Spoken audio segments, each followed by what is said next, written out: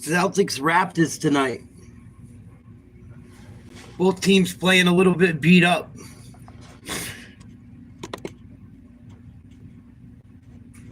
There's some other games on, but a lot of the other games on, as far as college,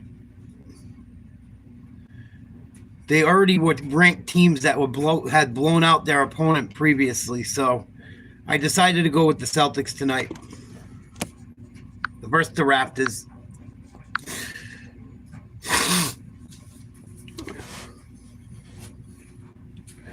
See what's going on with the NBA today.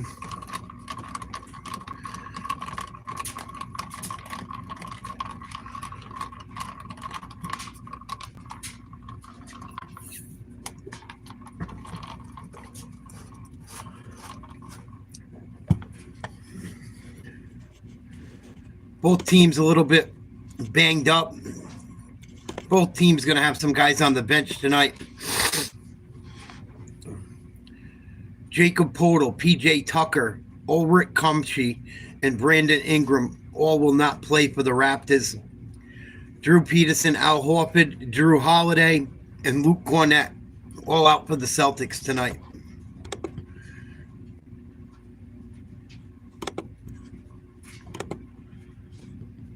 Shouldn't be a big deal. Boston should be able to handle it. Don't always have to block the shot. You got to make it difficult. And then get a guy like KD. He loves that challenge. Look at him get into it. KD in the room and not committing those cheap, stupid fouls. Scottie Barnes is well on his way to being all NBA one day. And he's going to need everything tonight going against a guy.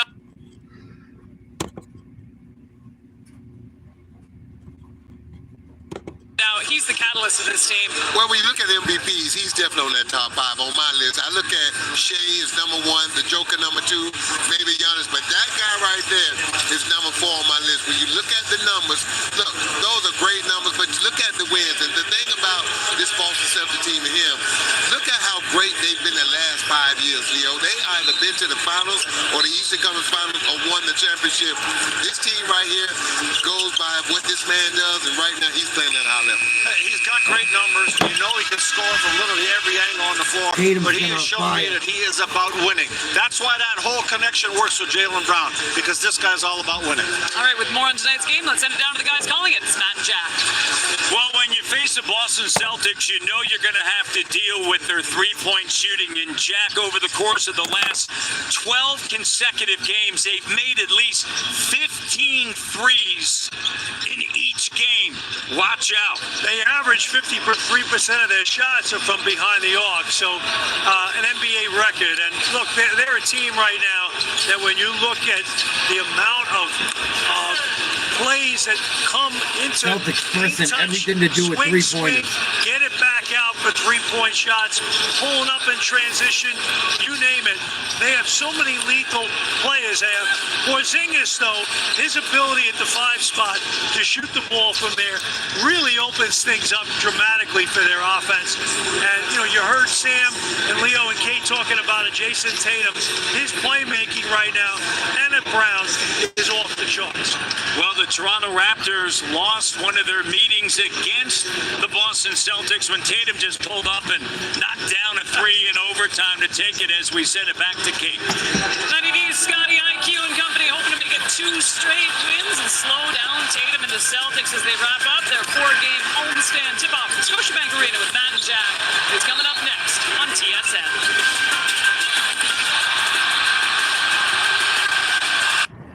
Oh, I thought the Celtics were playing at home tonight. They're on the road. All right. Let's see what Coach Mazzulla had to say.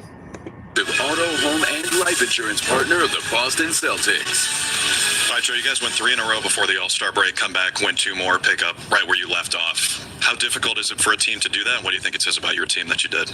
Yeah, I mean, as long as we just continue to play consistent basketball on both ends of the floor, the things that go into winning, offensively and defensively, find the things that drive your momentum, find the things that you need to execute night in and night out. So we're doing a good job of that. We got to fight to keep doing it. Do you feel like this is the best your team has played all year? I mean, it's tough to say. It's a long year. We've had great stretches. I love the start that we get off to. I love just our mindset throughout the season. Also love some of the stuff that we were doing and we weren't getting the result that we wanted. And I think that approach is what allows you to just continue to work towards the process. Jason Tatum's assist numbers continue to rise. It seems like he's gotten a lot better dealing with those double teams as the season has progressed. Is that pretty rare for a guy to improve that much during the season? His potential assist numbers have been relatively consistent. He only gets the assist if the people make the shot. And so we're making shots, which helps. And when he is making 2-on-1 reads, regardless of the coverage, we just have to continue to do that on both ends of the floor. Create the 2-on-1, keep the 2-on-1 away defensively. But as far as his approach, he's playing really well. We've got to continue to have him just play both ends of the floor and just dominate. You played these guys 3 times this year, all 3 very different games. What are the keys in this final matchup? Yeah, I mean the margins, right? Transition defense, turnovers, offensive rebounds, defending without fouling. They have guys that they can go to in isolation. They have guys that can get baskets for themselves, and making sure we take away their tendencies. All right, good luck. Thank you, Joe. Thanks. All right, coming up here in Toronto, is it the Pritching Hour? Is that legal north of the border? We'll find out next.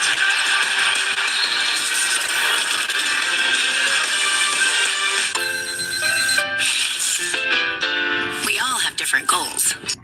Game should get going here in a minute or two.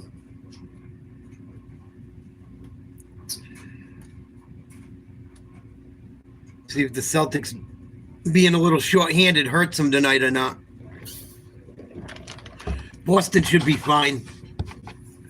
Toronto has not been what they were supposed to be this year. Ingram's still out for the Raptors.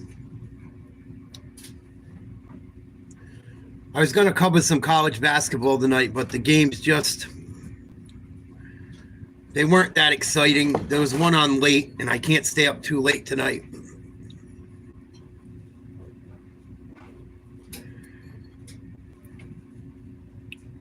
But man, what a difference this Raptors team has been since they moved everyone on.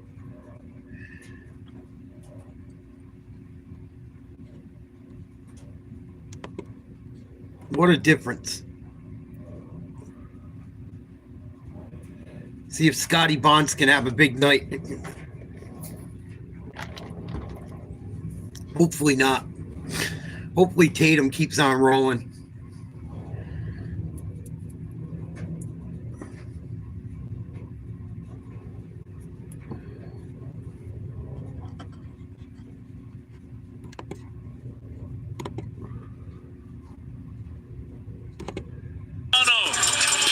And right now, doesn't it feel like spring?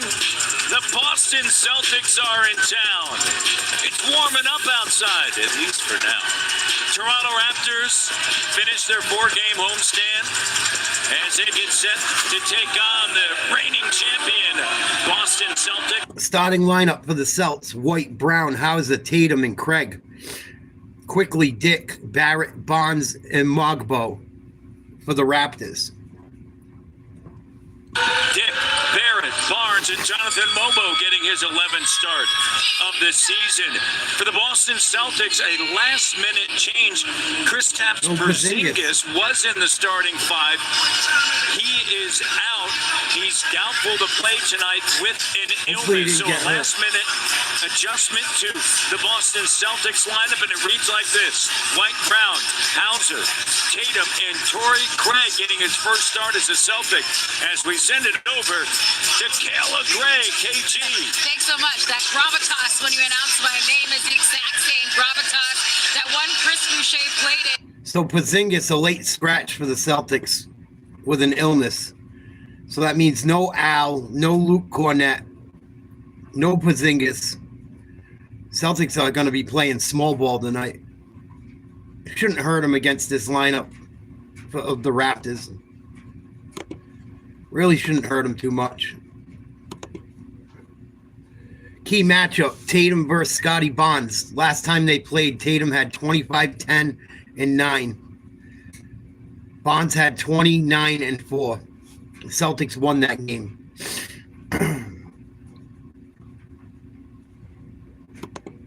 For Chris Boucher, 12 of his 23 in the fourth quarter. He was 2 of 2 from downtown. What a flurry of barrage of threes. 7-7 in the final. 5:02 of the fourth quarter on Sunday against the Phoenix Suns. This is a hot Celtic team, and it's starting to tune up a little bit.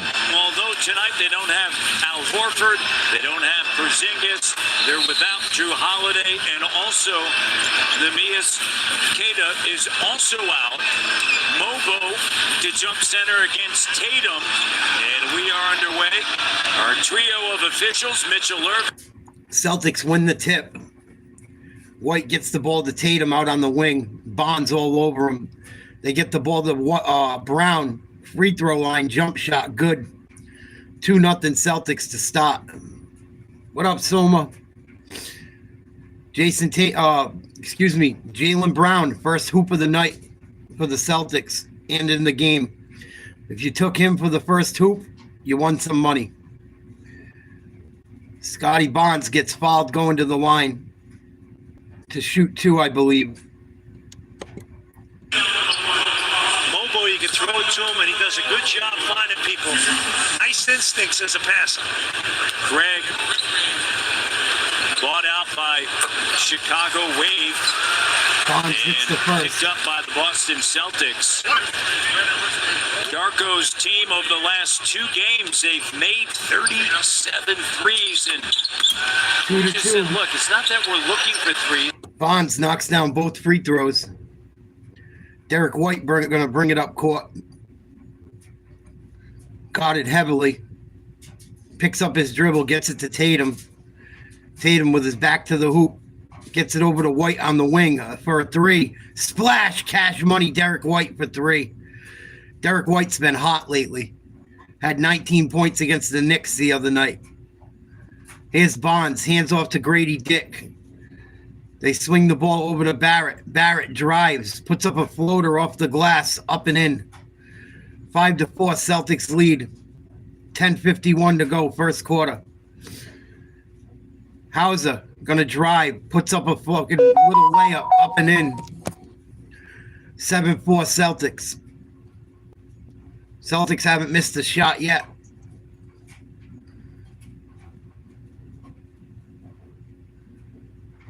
Quickly gets it to Grady Dick. Dick drives, throws up a runner. Good.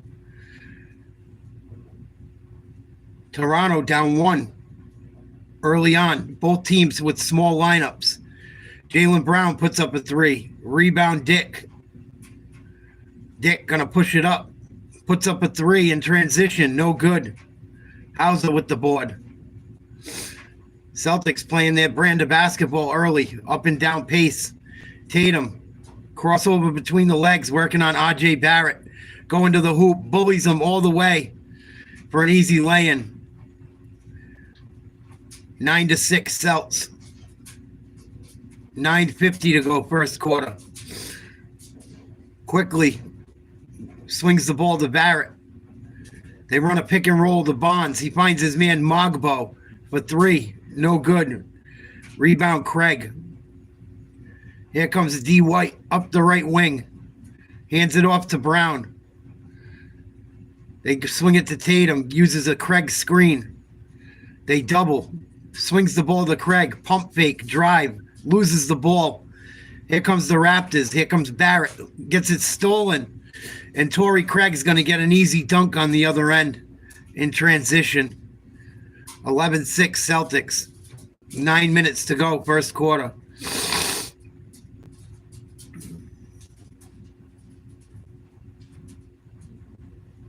Mogbo gets it to Quickly. Can't get a shot off. Good D by Hauser.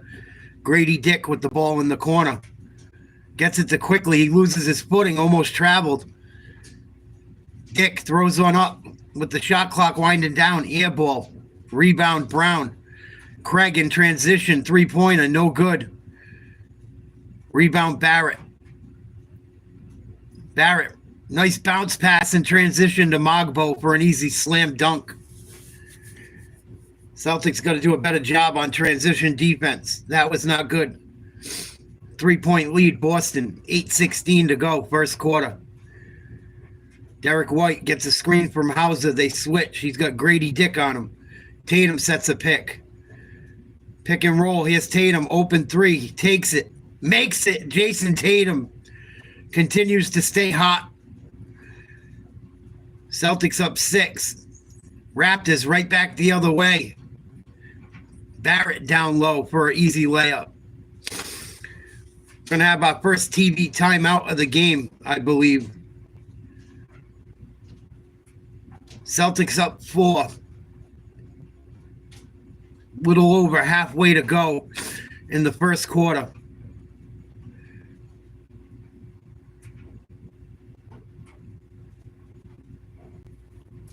TV timeout. Hope you guys had a good day. Thanks for checking out the channel. Please like, share, subscribe. Celtics without a lot of their big men tonight. Luke Cornett out for personal reasons. Al Horford getting some rest. Kristaps Porzingis was a late scratch with an illness. I think he got sick right before the game and they scratched him. Doesn't sound like he's gonna play. No Brandon Ingram still for the Raptors. Celtics should still be able to get a W here. Tatum off to a pretty good start. Brown off to a pretty good start. Most of the Celtics, I think we've only missed one shot so far. Playing pretty well. Got to do a little bit better job in transition. But all in all, not a bad effort early on. Jason Tatum's playing center. That's how small they are tonight.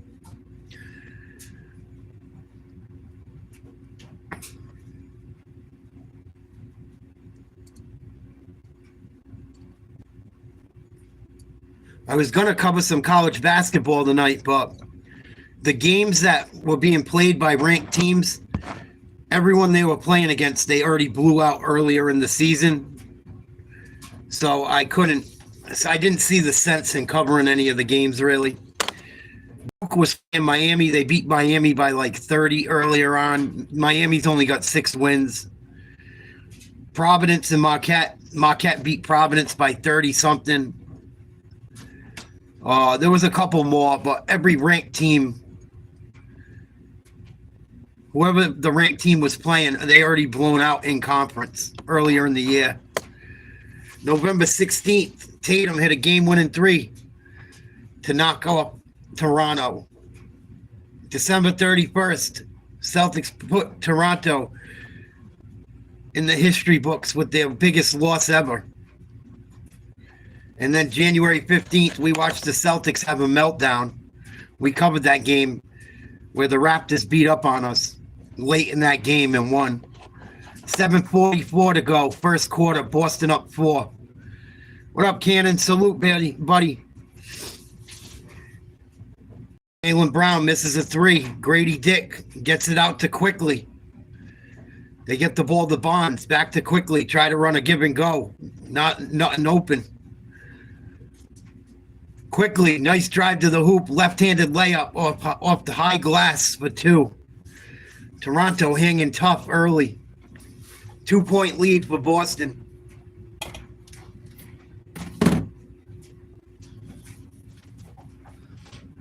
Jaylen Brown goes to the hoop, no good. Rebound Mogbo. Here's Quickly again. Turns it over, stolen by White. Craig gets it back to White. To Tatum, over to White for 3. Splash, cash money. Derek White, his second 3 of the night, puts the Celtics up 5. Celtics 3 for 6 from outside. Raptors yet to hit a 3-point shot.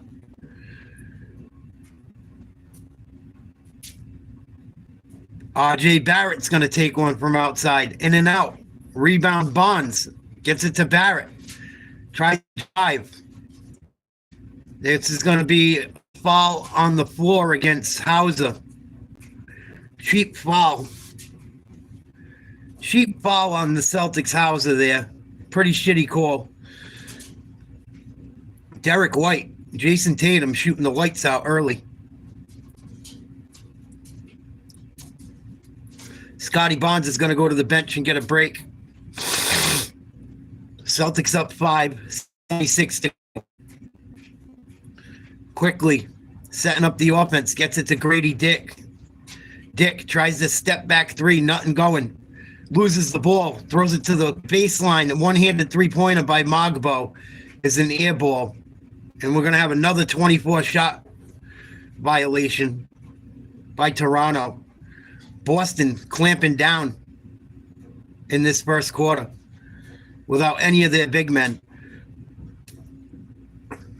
Tatum will inbound. Here comes White chugging up the court. Right side.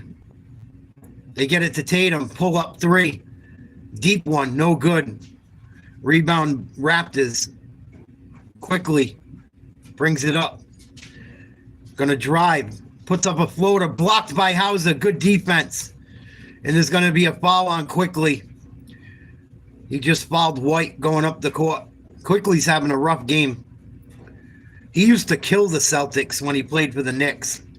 He hasn't done shit with the Raptors. Good D by Hauser. Derek White grabbing his ribs. I hope he's okay. That's not good. We cannot afford to lose Derek White for an extended stretch. Peyton Pritchard comes into the game with the injury to White. Here's Jaylen Brown. Nice spin move. Goes to the hoop. Think it got smacked out of bounds by Sheed. 12 seconds on the shot clock for Boston. Please like, share, subscribe. Thank you for hanging and watching the game with me. Inbound to Brown. Trying to get the ball to Pritchard. They're going to clear out. Brown, spin move. Baseline jumper. No good. Tipped up. No good. Tipped up again. Hauser with the tip in. It was either Hauser or Ketta. Celtics up 7 and another steal. Here comes Jalen. Splits the defense. Gets it back to Ketta for a big slam in transition. And the Raptors will call timeout. Celtics up 9. 5:14 to go.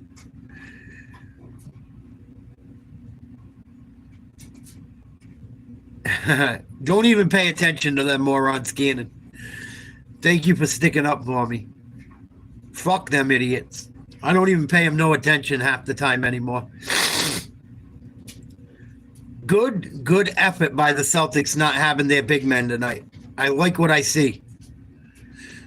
I really like the effort so far. Timeout Raptors. Celtics up 9. Halfway, a little over halfway through the first quarter.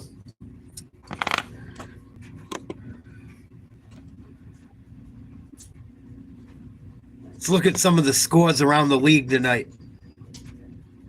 No other games have even started. Let's see what's going on in college basketball scoreboard.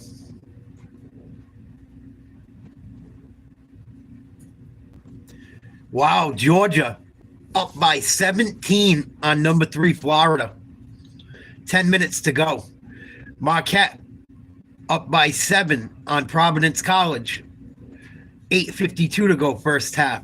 Duke up 15 on Miami. 8 minutes to go in the first half.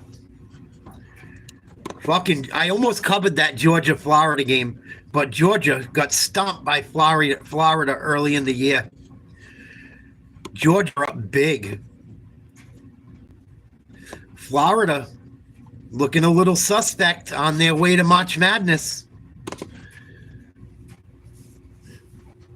College basketball coming into the end stages of the season. Going to be very interesting come March Madness time. We are doing a March Madness tournament. We're going to do a March Madness bracket. Whoever enters my March Madness tournament bracket and wins will get a chance at a very expensive box of cards and the opportunity to get an autographed card by someone that could be worth a lot of money. But you have to be a subscriber to the channel, and you have to be one of the 51st people to email me their bracket when the time comes. It doesn't cost anything, but you got to get your bracket in early. And I will put all the details out when we get closer to the tournament time. Here we go. 21-12 Celtics, 5:09 to go in Toronto. 3-pointer, snare, no good. Rebound Tatum. Out to Brown. Brown kicks it out to Tatum. Pops a three. Short. Goes out of bounds. It'll be Raptors ball.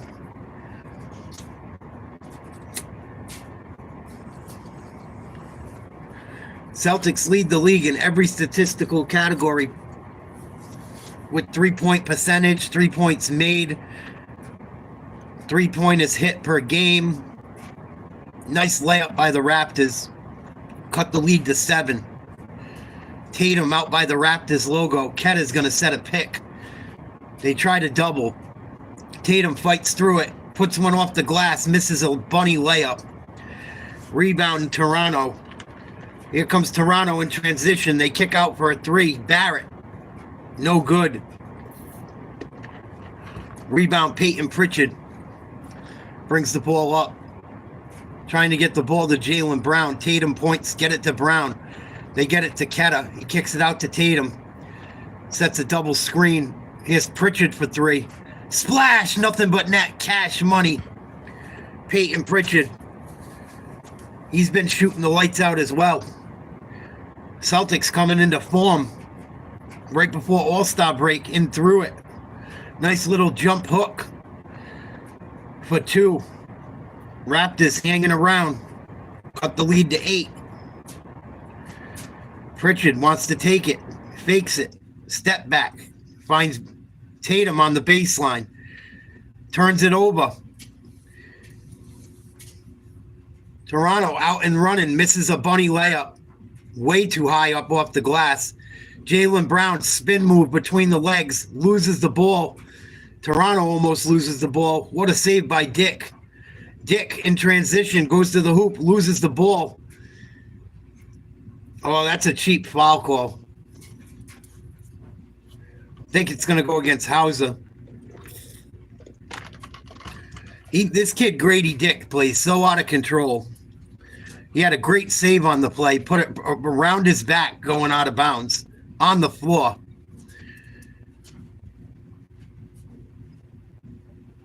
I'm not a fan of him. I think he's a fucking douchebag. I think Grady Dick sucks dick.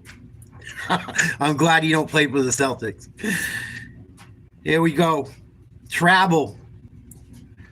You can't have your center trying to handle the ball with guards covering him, Toronto. Travel by the big man Robinson for the Raptors. Grady Dick goes to the bench because he sucks dick. Here's Pritchard. Gets it to Ketta. Over to Tatum. Out by the logo. Gonna go to the hoop. Euro step. Kicks it out but turns it over. Here comes Robinson. Oh no, excuse me. That was Bonds back in the game. Kicks it out for a 3. They miss a 3. Here comes Pritchard. Going against Noodlehead.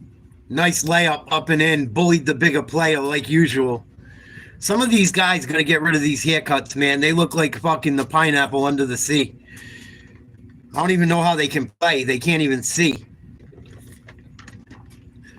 Fucking Walker needs to get a fucking different braid job. Peyton Pritchard just abused him because of his haircut. Celtics up 10, 2:30 to go in the first. Ketta gets it to Pritchard. Pritchard working on the bigger player. Crossover between the legs. Kicks it down low to Ketta with a mismatch. Gets his shot blocked. Goes up strong and dunks one home. Celtics go up 12 with 2 minutes to go in the first. Yeah, he looked like SpongeBob's house. Scotty Bonds a 3, no good. Rebound Tatum. And it's going to be a foul on the floor. Let's see who this one goes against. On catch and shoot threes. In fact, on Sunday, 2 of 3 from downtown, all catch and shoot. Well, there are certain shots. It's against the Celtics. I don't know who. Raptors will inbound. Little floater gets it to go. Nice shot by Walker. You must have heard me talking about his hairdo. 10-point lead, Boston. Got to get across half, Pritchard. Jesus Christ, you going to call a foul? He bumped him and reached in 10 different times. Sneed. I don't know if there was a foul or what. Sneed going to the bench. Should have been a foul. He reached in and bodied him about 3 or 4 times trying to come across half court. What up, Frankie? I'm doing well, buddy. How are you? Celtics looking good, up by 10. 147 to go first quarter. Here's Pritchard working on Robinson. Step back 3. Give me that. Cash, splash, cash money. Peyton Pritchard from downtown. His second of the night. Celtics up 31-18. Minute and a half to go in the first. Some of the young guys getting some run for him tonight, too. Walsh in the game. Nice little jumper by Bonds. Shireman's in the game for him. Here's Pritchard. Crossover. Puts up another 3. No good. Shireman with the rebound. Puts one up off the glass. No good. Walsh with the second effort. Nice hustle. Oh, and Robinson basket hanging gets away with a cheap dunk on the other end. Celtics still up 11. You watch UFC the other night, Frankie boy? Here's Pritchard using the screen. Almost gets it stolen. Comes back up with it. Kicks it to Shireman. Shireman dribbles, drives. Picks up his dribble. Turnaround jump shot. No good. Here come the Raptors. Trying to dig into the Celtics lead. Quickly back in the game. 10 seconds on the shot clock for Toronto. They're going to run a pick and roll with Bonds. Bonds with a mismatch. Tries to put a shot up. He does. Hits it over Pritchard.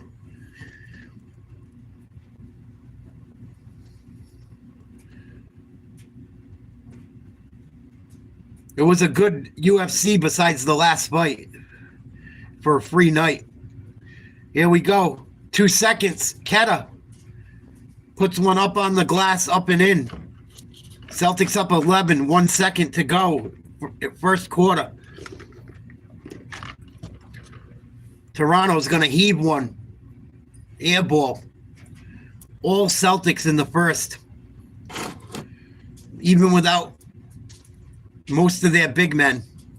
Finding a way to win. Tatum, big first quarter. Pritchard, big first quarter.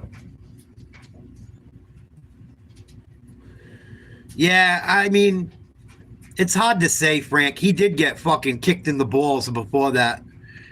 And then he got fucking, I watched it. We covered it. And most of the people, including myself in the chat, thought Cejudo they should have took points from Song Yadong.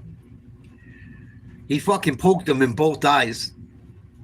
Before that, he kicked him in the balls. Cejudo just should have let it be a no contest instead of taking it out. Because, even though Song Yadong was out landing him, Cejudo was hurting him. Song Yadong was the only one bleeding. But I agree. I've kind of had enough of Cejudo, too.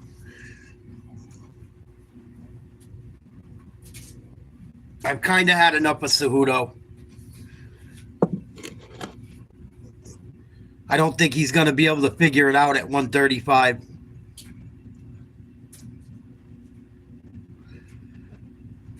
End of the first quarter, Celtics up 11.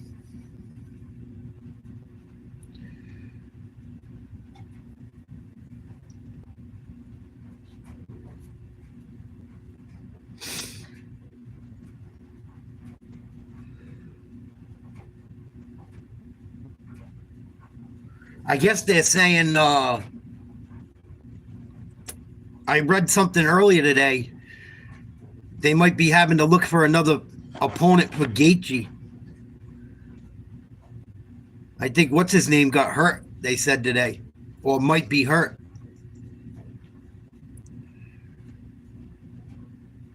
I can't think of his name right now. I'm in basketball mode, but whoever Gaethje's supposed to fight, I heard might be hurt. I can't believe I can't remember his name right now. They'll hit me the minute you leave or something.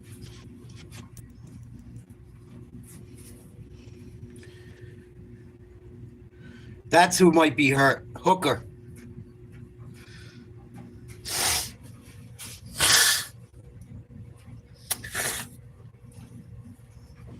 I don't think Gaethje's retiring, is he?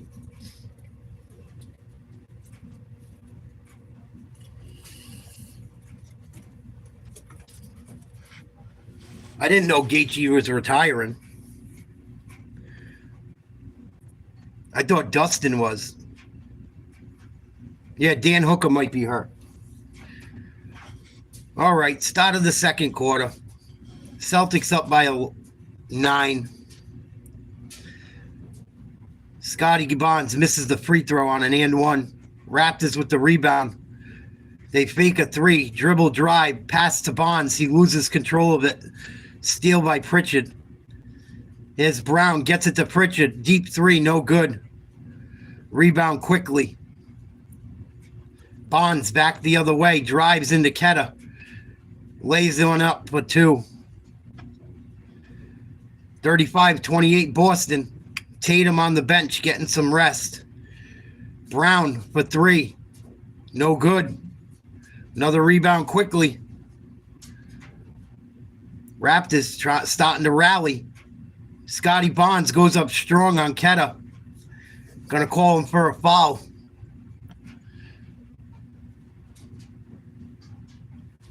Look at him right here. A little blow by. And Counters going back to his right hand. Drawing the foul. He has really ramped up the intensity that he's playing with on a per play basis.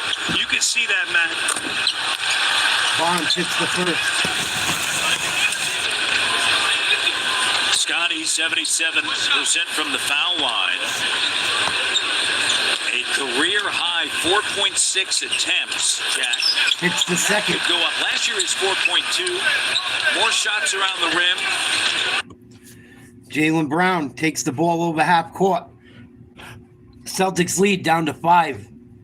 Pritchard trying to get Derek White the ball. He does. Quickly defends tightly. Brown drives, puts up a floater. No good. Another rebound quickly. Quickly's got 3 or 4 rebounds in this quarter alone. He's going to take a 3.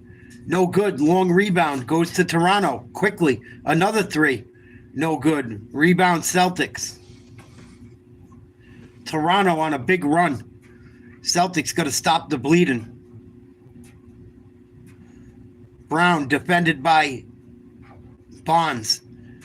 Loses the ball almost. Gets it to White. Has to put up a deep 3. No good. Rebound Raptors. Back the other way quick. Looking for Barnes again. Mismatch with White on him. Drives to the hoop. They call another foul. They give Barnes so many foul calls. Holy shit. He's being aggressive, though. It was an aggressive move. I guess they got him at the end of it. It's going to go against Ketta. 10:02 to go, second quarter. Boston only up 5 now. Barnes misses the first. Thank God. on social, tagging at Tangerine Hoops, showing us how you fan of the past 30 years for a chance to be featured later in the broadcast. The most games this season in the NBA, Jack, with 20 or more points, 10 or more rebounds, 7 or more assists, at least 1 steal and 1 block. The Joker leads the way. He's pretty good. Second, Giannis. He's pretty good. In third in the NBA, the 23-year-old out of Florida State, Scotty Barnes. Barnes hits the second. Pretty good company to be in. And 35-31 Boston. Boston's got to get some buckets, man. This is a bad second quarter so far. Brown tries to drive to the hoop. They're going to call a foul on Quickly or Bonds. I'm not sure. Bonds going back to the bench. has willed his team back into this game. 13 of the 31 points for the Toronto Raptors by number 4. And he's willing it on both ends. Forget the numbers. Watch him how hard he's playing defensively. He's flying all over the place. 4-point lead for the Celtics. Craig checks back in the game. Bonds goes to the bench for the Raptors. Celtics need to get a shot off. There's a foul. It's not going to be a shooting foul, I don't think. It's going to be on the floor. I think it's going to go against Walter. I thought his name was Walker. It's Walter. Excuse me. Jalen with the ball. Top of the arc. 8 seconds to get a shot off, Jalen. What are you going to do? Finds Pritchard on the baseline. 3-pointer, no good. Another rebound, Toronto. Celtics yet to score a hoop this quarter. Nice drive and attack, kicked out. 3-pointer. Good. Big shot by Agbaji. Or I don't even know how the fuck you say that name. Agbai. 1-point game. Celtics. Craig for 3. No good. Rebound Walter. Back the other way in transition. Going to go coast to coast. Miss a layup. Rebound Pritchard. Celtics with a 2-on-1. Here's Brown. Gets it to Craig for a lay-in up and under for the Celtics' first points of the second quarter. Almost 7 minutes into the quarter. Or 6 minutes, excuse me. Holy shit, I got to work on my math. 4 minutes into the quarter. Deep 3. No good. Rebound. Raptors throw an alley-oop in transition. Misses it. Here's Hauser back the other way. Loses the ball. Slips and falls. Sloppy basketball right now. Celtics up by 3. 8 minutes to go. Second quarter. Dribble drive. Kick to the corner. Basket's not going to count. Foul going to go against Derek White, I believe. The youngster. First round pick. Look at it right here. Celtics better get fucking Tatum back in ASAP.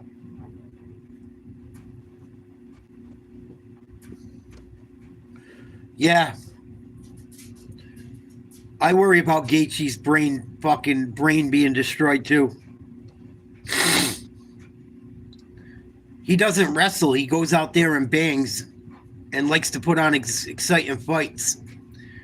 And I think if he fought smarter, he would have a lot more wins.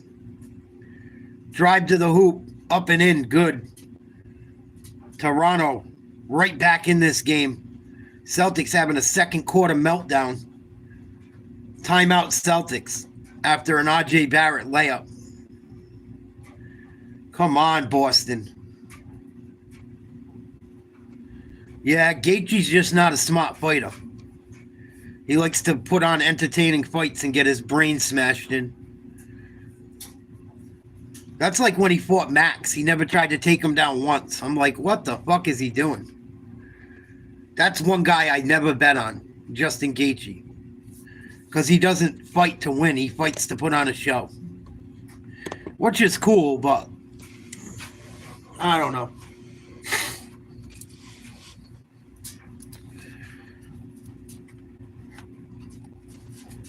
He was one of the only fights I got wrong on my UFC 300 picks. He should have beat Max Holloway. If he wrestled Max Holloway, he would have beat him. But he chose not to. And he got knocked the fuck out and beat up.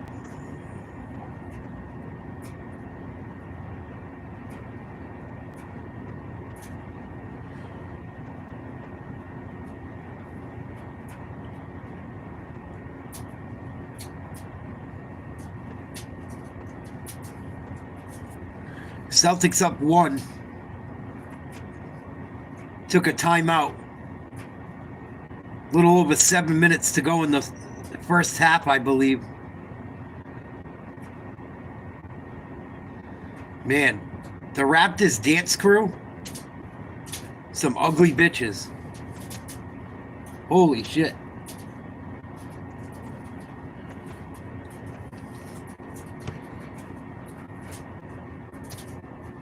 The Northside crew.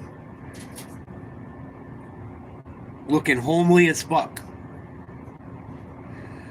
I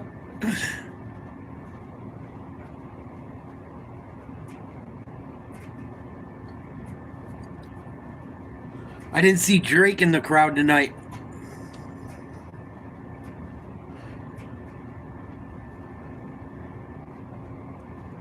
Scotty Barnes having a pretty good second quarter. Keeping the Raptors in this game by himself. Celtics lost an 11-point lead with Tatum on the bench. See if Boston can get going again. Tatum's back in. 7:41 to go. Second quarter. Tatum loses the ball. Here comes the Raptors in transition for an easy layup. Nice pass by R.J. Barrett. Toronto up 1. Holy shit. Here's Jaylen Brown. Drives to the hoop. Finger roll. Good. And there'll be a foul call. Hopefully it's shooting. It should be. If they fucking lose to the Raptors tonight, I will lose my shit. If they were going to blow this game, I would have watched the Bruins versus the fucking Maple Leafs. Speaking of which, I got to check that score at the next timeout. See what the fuck that debacle is looking like. Brown hits the free throw, puts the Celtics up 2.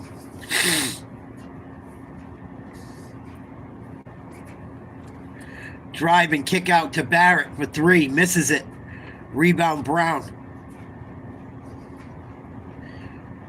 Brown takes it over half court between the legs. Puts a runner up. No good. Ball out of bounds. It's going to be Celtics.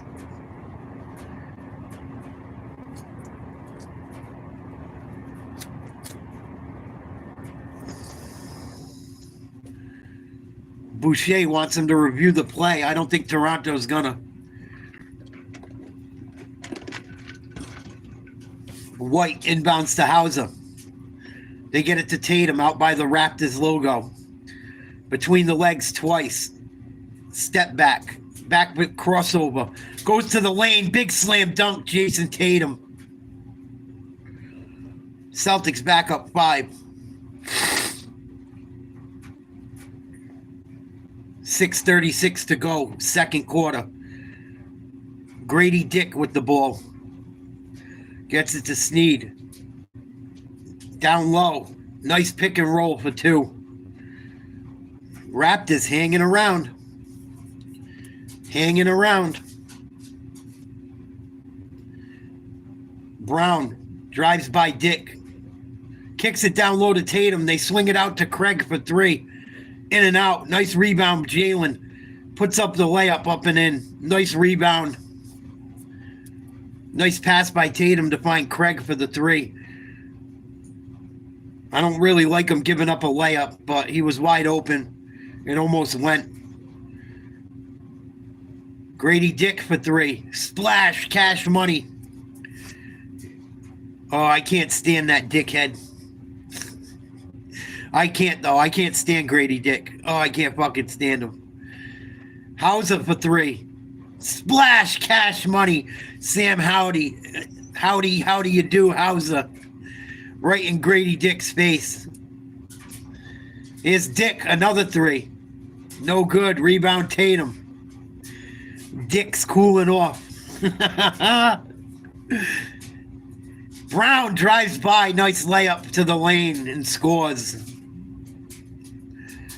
Celtics back up 6. 5 minutes to go. First half.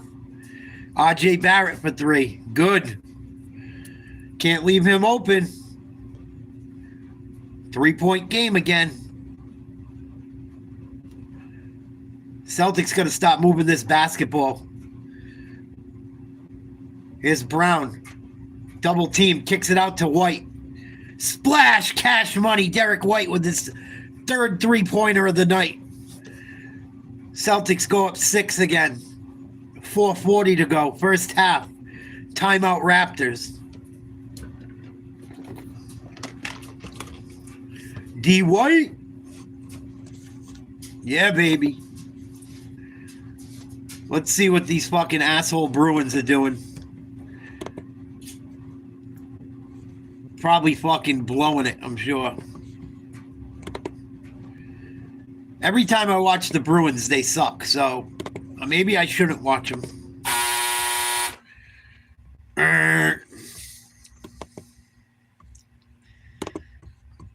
Do I even want to know?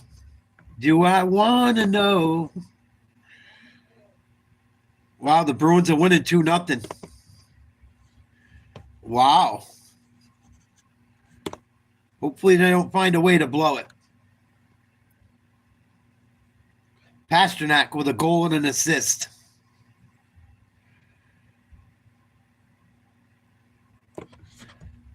Who scored the other goal? Marchand? Power play, maybe?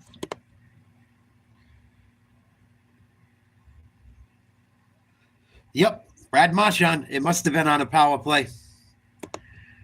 If they were on, because they don't play on the same line. Cool. Holy shit. Bruins might win a fucking game.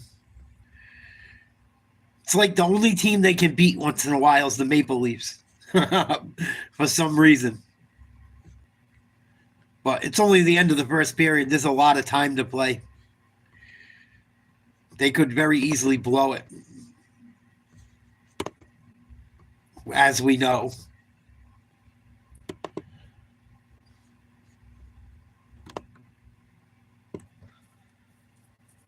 Fucking Bruins. They're still in playoff contention, as horrible as they are. Somehow. I think they're only like a couple points out. Matter of fact, if they win tonight and a couple teams lose, they might actually have the last playoff spot.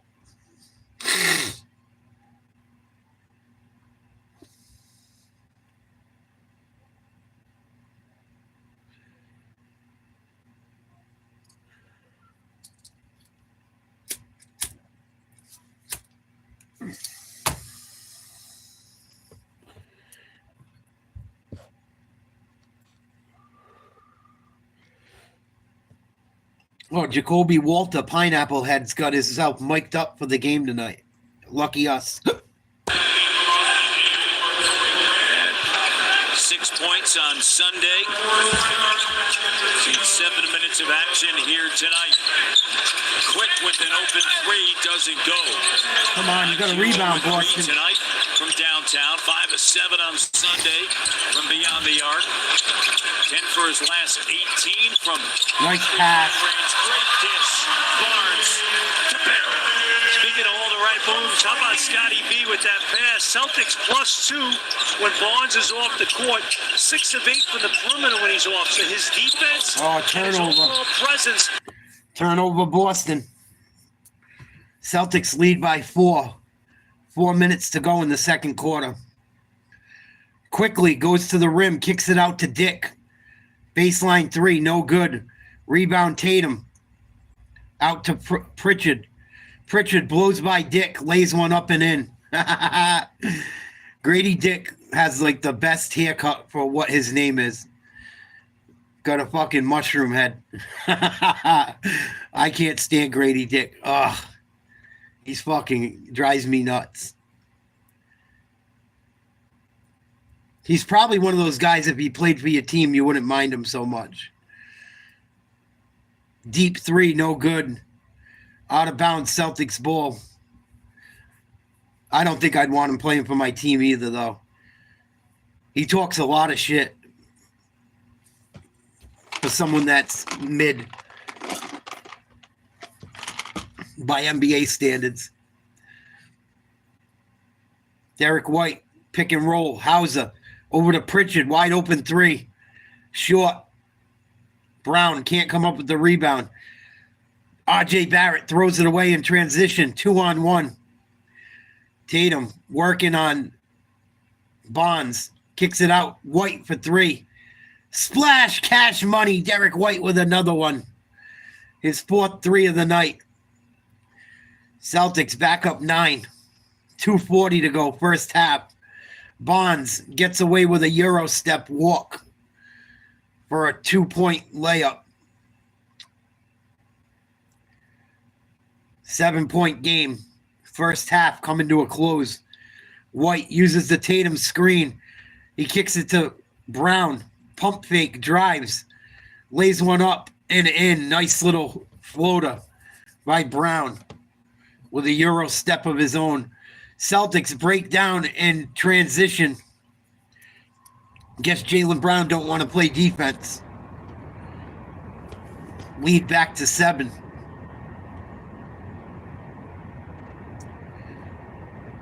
Tatum with a mismatch. Deep three. Splash, cash money, Jason Tatum. Celtics getting hot from outside again. Lead back to 10. RJ Barrett puts one up. No good. That was an ugly shot. Ugh. Rebound Hauser. They get it down low to Brown for an easy dunk. Celtics up 12.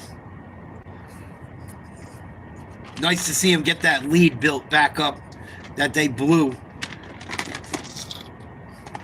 1:18 to go. First half. Celtics starting to turn it on. Scotty Bonds, another deep three, no good.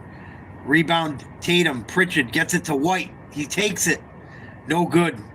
Rebound Dick. Here come the Raptors. Quickly pushing it up. Finds Bonds cutting to the hoop for 2. Or excuse me, Barrett. I thought it was Bonds. Pardon me.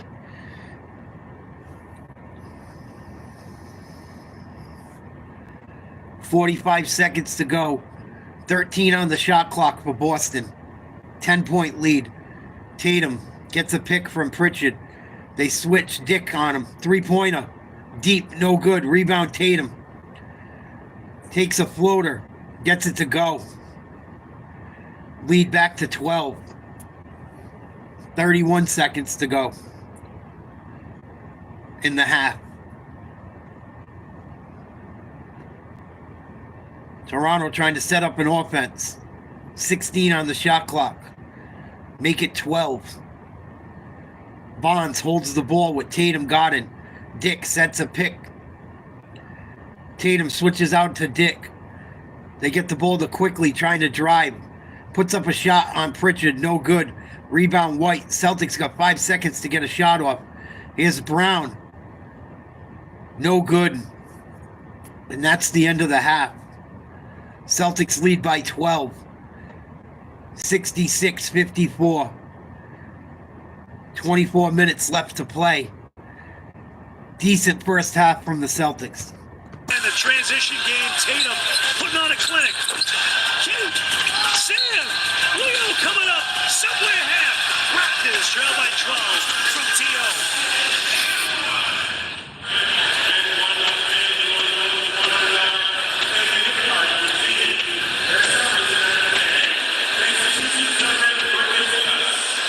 Celtics turned it on late in the half, thank God. Not their best work at all. Missing a lot of guys tonight, but glad they were able to figure it out. Bruins up. Wow, 2-0. Second period going to get started. I might switch over to that game during the halftime, just for the halftime. Cleveland up by 16 on Orlando. End of the first quarter.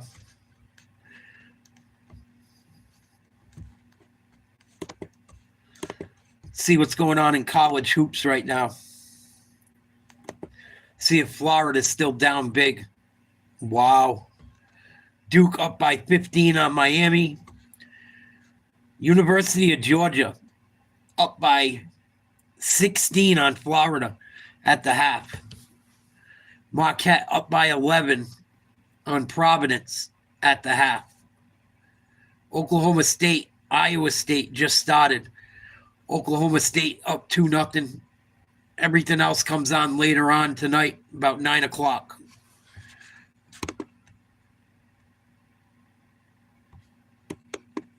Decent first half for the Celtics. They don't have any big men tonight, really, besides Ketta and Tillman. Tillman hasn't even played yet. Bruins lead the Maple Leafs 2-0. Marchand and Pasta with the goals.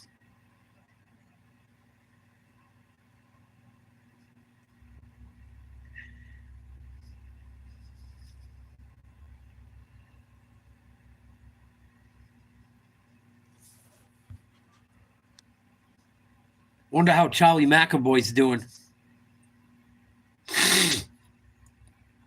with his infection and his shoulder injury. I don't think the Bruins are going to have him again this year. Celtics lead at the half by double digits.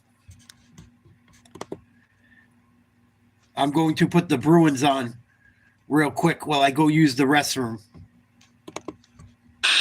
Mitch Marner made the play of his career from this corner right here, making an assist to Connor McDavid just 5 days ago in First Nations. And let's take a look at the visible connection, which is Mitch Marner, who might be the highest paid player in the National Hockey League at some point this summer. He's fourth in the NHL in takeaways, scored 10 points in 3 games against the Boston Bruins this season. 500 assists just before the break. He's got 710 points in 632 games, guys. It's a really impressive career. The guy is a force out on the ice. What do you think about him and how much he's going to get paid over the summer? He's going to definitely hit the cash register, but Razor and Brick, this is a guy who seems like he's on a mission based on the way last season ended for him in Toronto. I don't understand the criticism he gets because I think he's just a dynamic player. Actually, I do understand it, but I don't agree with it. Made a pretty nice pass to Connor McDavid in the slot the other night. 2 assists in the championship game. Also had the overtime winner against Sweden for the Canadians. Yep.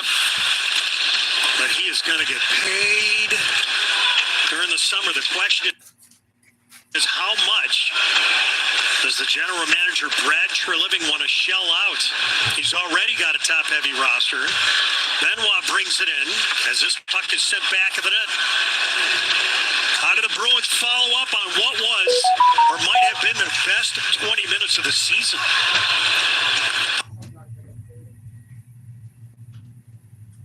Pasternak lost it. Benoit drives it over to the near side. And this does not get into the Bruins' end. Ekman Larsson's pass hit a skate. Marchand scoops up. He and Riley collide at the end boards. Behind the plate, a little action. This puck stays on the blue line. Pasternak cranked it down to the right hash. Riley fished it back of the net. Marchand's on it. He had one of the 2 goals for the Bruins in the first. The other, David Pasternak, who's got a goal and an assist, sitting on 798 career points. And if you're just joining us, he extended his point-scoring streak to 15 straight, longest in the NHL. Timmins keeps the puck in. Carlo has to retrieve his stick. Marchand slow to get up. As it's drilled from long range, and Swayman didn't see it. It's deflected to the end boards. Bruins guided up the near side. And I think we have a stop and play. Looks like for a hand pass here. Yeah, look at Marchand going right at the official saying, come on. I just took a cross check to the midsection. No call.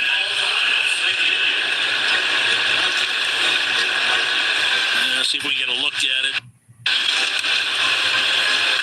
That's a pretty good cross check to an unprotected part of the body to a player with his back to you.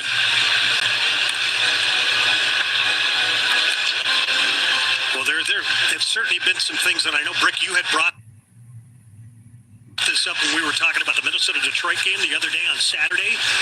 There have been some things that have not necessarily been called on the ice, or some puzzling plays here in the first few games back since the Four Nations tournament. Put that in the group.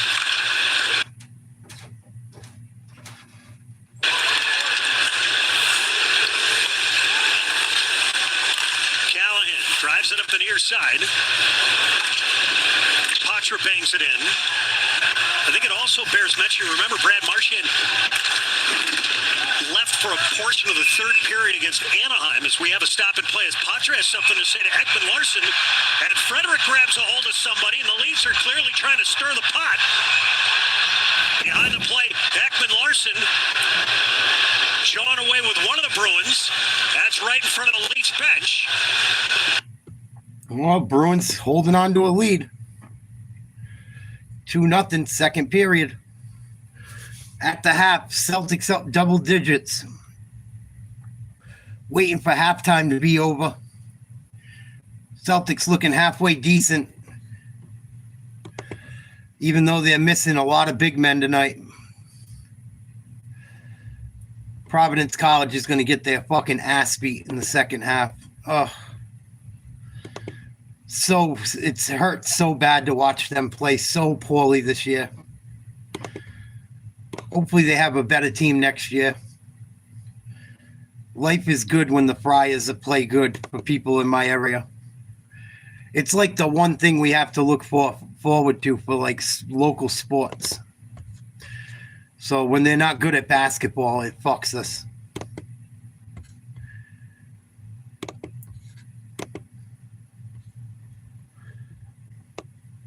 Jaden Pierre having a decent game.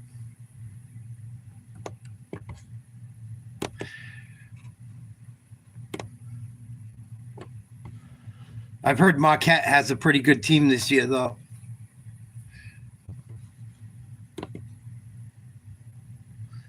I saw this thing today. This podcast has it's a bunch of NBA players that do it. I can't remember exactly who. But they ask old NBA players who they would like to play against nowadays. They had Tim Hardaway on the show in a clip I saw today.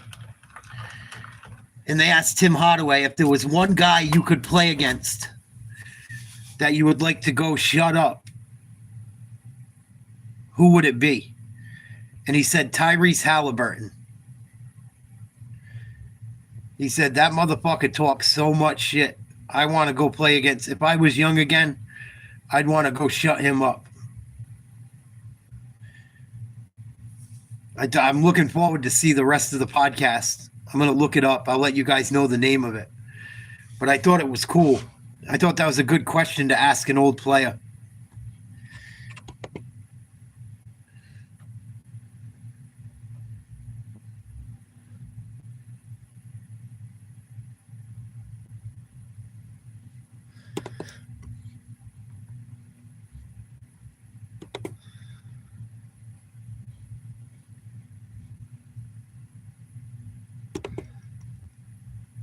Let's check out some scores from around the world tonight. Duke up by 18 on Miami. University of Georgia up by 15 on number 3 Florida. 18 minutes to go. Upset alert. Upset alert. Providence down by 14 against number 21 Marquette. Early on in the first half, Oklahoma State up by 7 on number 9 Iowa State. Might have an upset alert. Georgia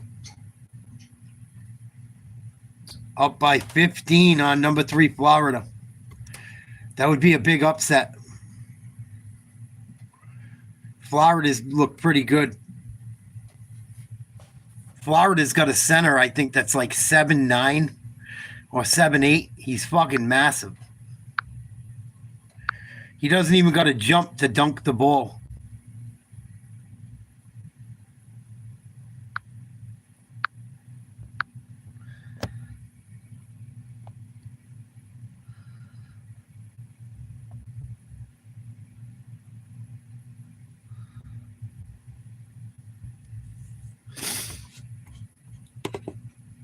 Sorry, guys. My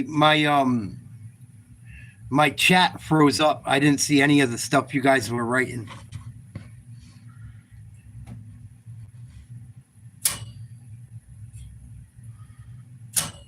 Yeah, I just do whatever, Kenneth. I do a little bit of everything.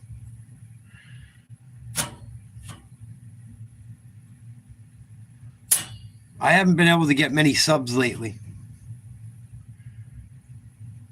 Every time I get a sub, I lose one, so my numbers have been staying stuck. But I don't worry about it. I like what I do. I'm monetized. It is what it is.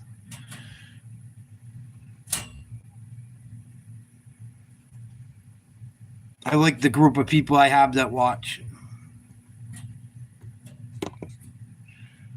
Second half getting ready to get started. Celtics up by double digits. Celtics got to do a little bit better job of defensively getting back in transition. I don't like when they let Scotty Barnes just do whatever he wants. Beginning of the second quarter, Scotty Barnes had I think 7 straight hoops, 7 straight points to start. They can't allow that to happen too much.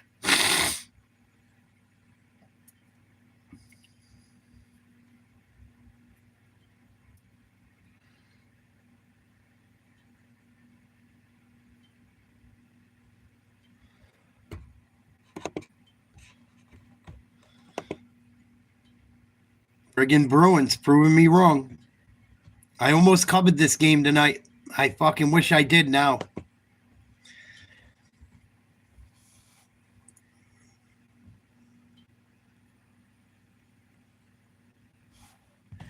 Let's look at some of the stats at the half.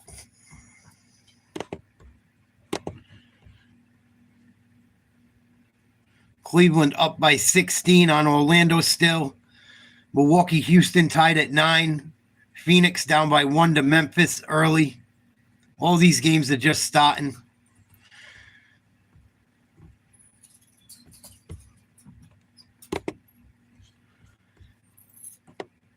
Tatum has 12 points. Hauser 7. White 12. Jaylen Brown 13. Peyton Pritchard 10. Scotty Barnes and Barrett, the lead scorers for the Raptors. Barnes with 15. Barrett with 13.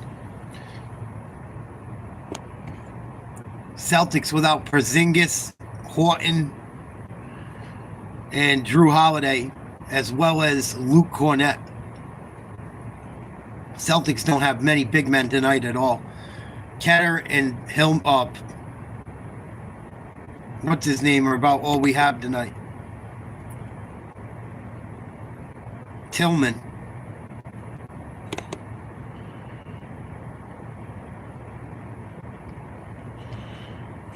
I'm going to have to keep my eye on that Georgia game. Upset alert.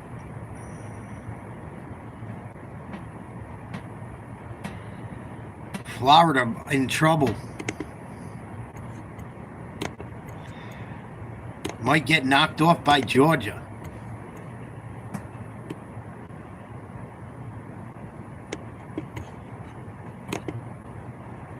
Lead down to 13.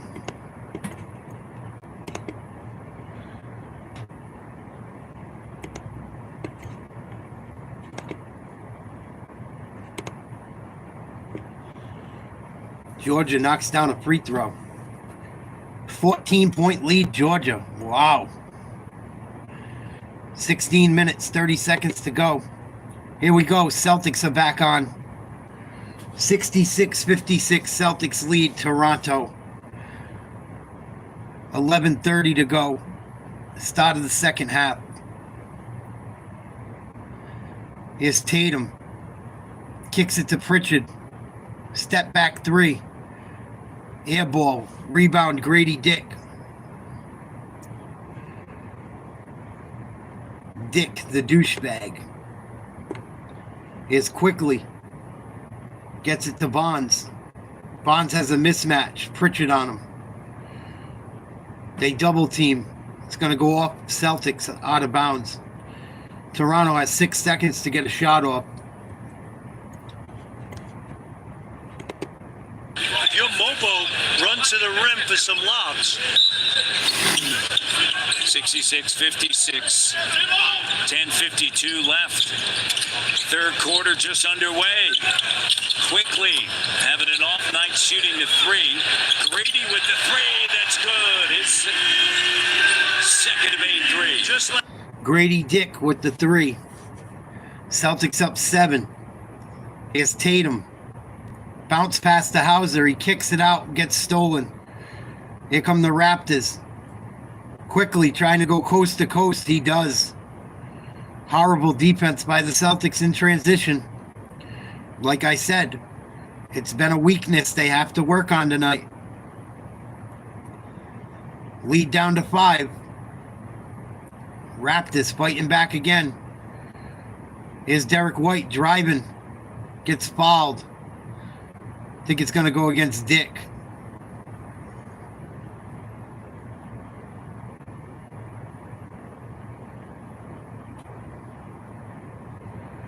Celtics sloppy start to this half. I don't like it. I don't like it.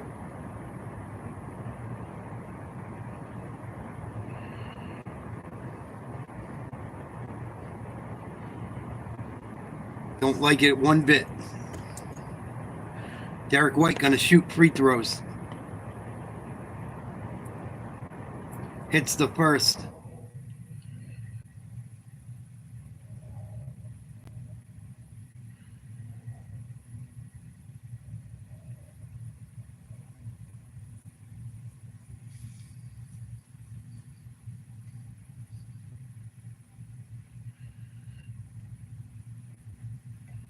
White hits the second.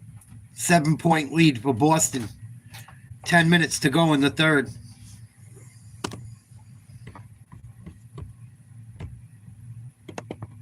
drawing tons of fouls. Scotty mentioned that they met with the media yesterday about limiting their threes, running them off the line, and having good tight rotations. And foul on Barrett. Foul against Boston. It's going to go on, I think, Brown. I have to see the replay. Barrett's going to shoot two.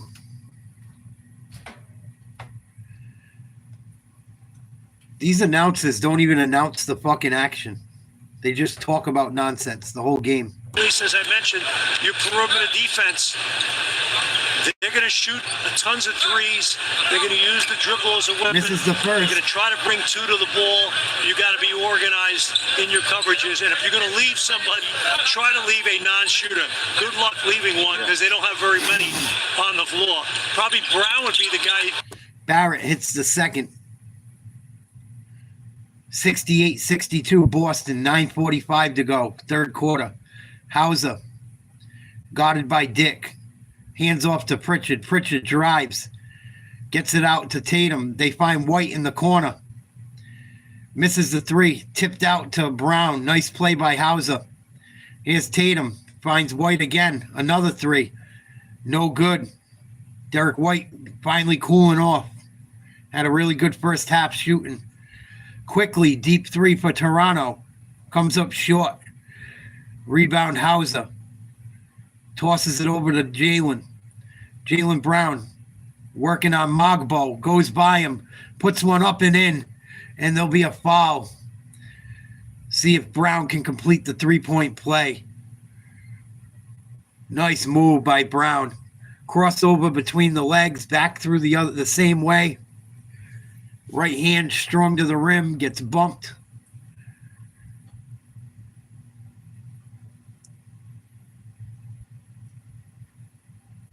Brown knocks down the free throw to complete the 3-point play. 9-point lead, Celtics. 9 minutes to go, third quarter. 71-62, Boston. Here's Dick working on Hauser, gets the ball to Scotty Barnes at the free throw line. Jump shot over Pritchard, no good. Good defense by Pritchard. Pritchard gets the rebound as well, gets it to Derek White. Finds Pritchard over to Tatum, deep three. No good, rebound Pritchard. Kicks it out to Tatum on the baseline. Splash, Cash Money. Jason Tatum with a three from the baseline. Boston up 12. Come on, Celts. Bury these motherfuckers. Bury them. RJ Barrett driving. Gets away with a double dribble. Good D by Hauser. Misses the shot. Rebound Brown. Brown, nice change of pace. Change of speed, but he loses the ball. And then he has a cheap foul. Mogbo with some good defense. Careless play by Brown. Brown's limping a little bit.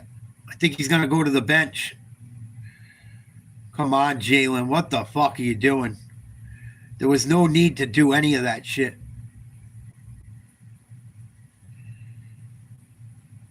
I don't know if he's still in the game or not. I'll let you guys know in a minute. He was making a face, limping back. They took him out. Shireman in for Brown. Here's RJ Barrett. Gets it to Bonds. Bonds, spin move. Throws up a running hook shot. Gets it to go. Look what I found. 10-point lead for Boston. I think they just called a turn. It's a turnover on the Celtics. Derek White's going to be careful. He's going to get a technical foul. Matt, you were chatting about Brown earlier.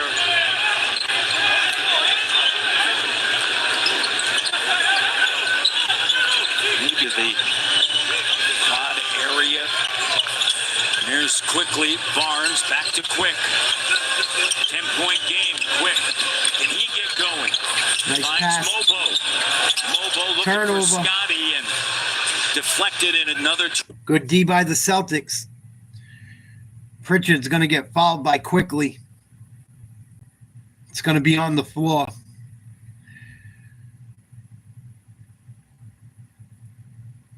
I don't know if Jaylen Brown had a cramp. It looks like they're trying to stretch him out. Tatum will inbound on the side. Gets it to White. Out by the logo. At half court. Grady Dick trying to guard him.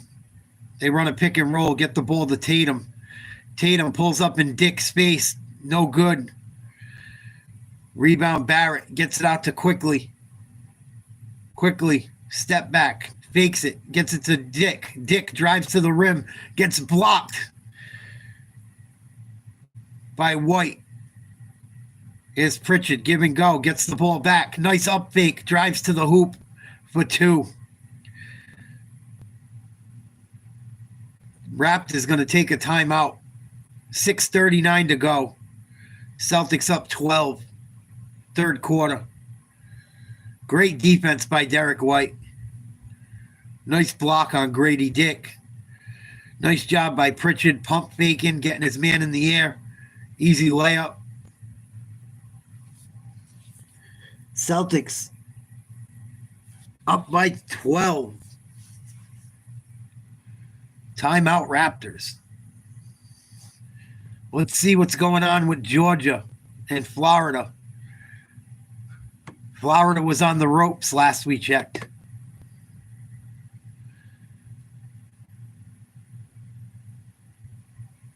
Georgia up by 15 still.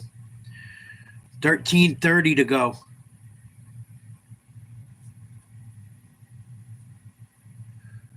Holy shit. Florida's got some big dudes, man. That motherfucker's got to be 8 feet tall. Holy smokes.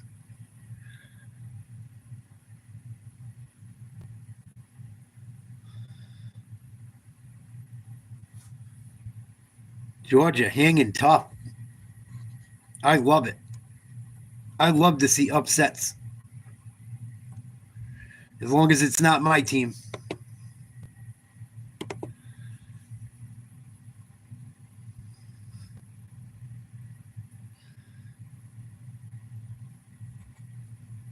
Come on, Georgia. Hang in there, baby.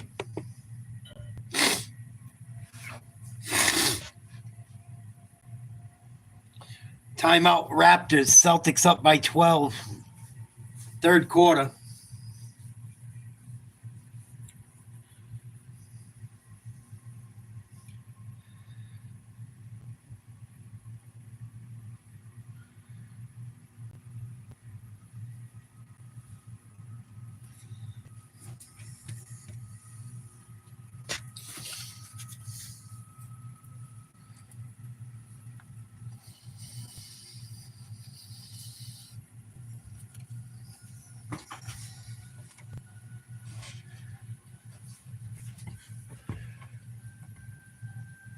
See if I can see anything about Jaylen Brown yet.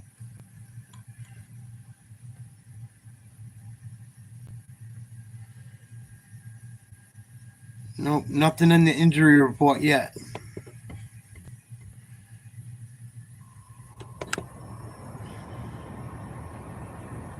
Fucking Bruins up 3-0 on the Maple Leafs. Wow. Boston Bruins handling business tonight. Here we go, back to the action in Toronto. Celtics up 12. Three-pointer, no good. Rebound, Magbo. Kicks it out. It's going to be an over and back violation. Half-court violation on Toronto. 6:20 to go in the third quarter. Boston leads 76-64.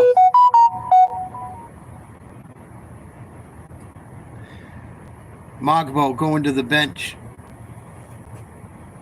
White gets the ball to Tatum. Out by half court. Tatum drives, kicks it to Craig for three. No good. Raptors with the rebound. Here comes Grady Dick. Gonna go to the hoop. Lefty layup. Takes a dive and gets a cheesy foul call. He's such a fucking douchebag. God gave him the right name.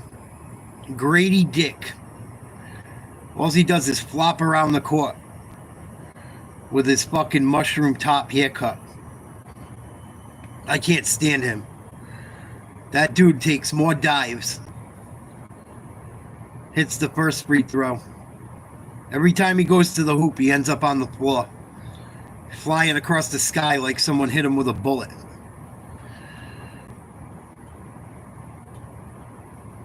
Second free throw good by the dickhead. 76-66 Celts. Derek White covered by Grady. Uses a Tatum screen. Pulls up for three. Short. Celtics try to run down a rebound. Can't come up with it. Here come the Raptors. Robinson gets it to Dick. Dick, pull up three. No good. Derek White with the board. Pritchard brings it up. Finds Shireman. Shireman shoots a three. No good. Good hustle by Craig. Saves the ball. Celtics with a fresh shot clock. Craig. Three-pointer. No good. He's had trouble shooting the ball tonight. Here we go. Barrett goes to the hoop hard. Good D by White. Tatum comes out of the pack with the ball. Finds White. Gets it to Pritchard in the corner. Splash. Cash money. Peyton Pritchard. With another three. puts the Celtics up 79-66. 4:47 to go, third quarter. Celtics 2 for 11 from outside in this quarter. Struggling. Playing good defense, though. Barrett goes to the hoop. A nice up and under for 2. Reverse layup.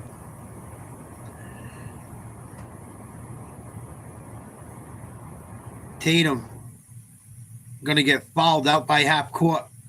Holy shit, he just hit a 3 from out there. It's not going to count.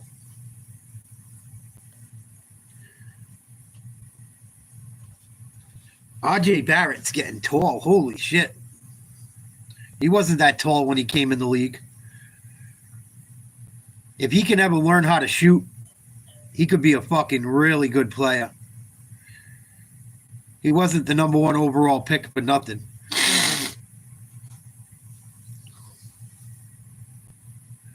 They thought him and Zion were going to be like the next Jordan and LeBron. Hasn't worked out that way. Celtics going to get a shot off. Tatum, deep 3. No good. He had to put that one up from almost half court.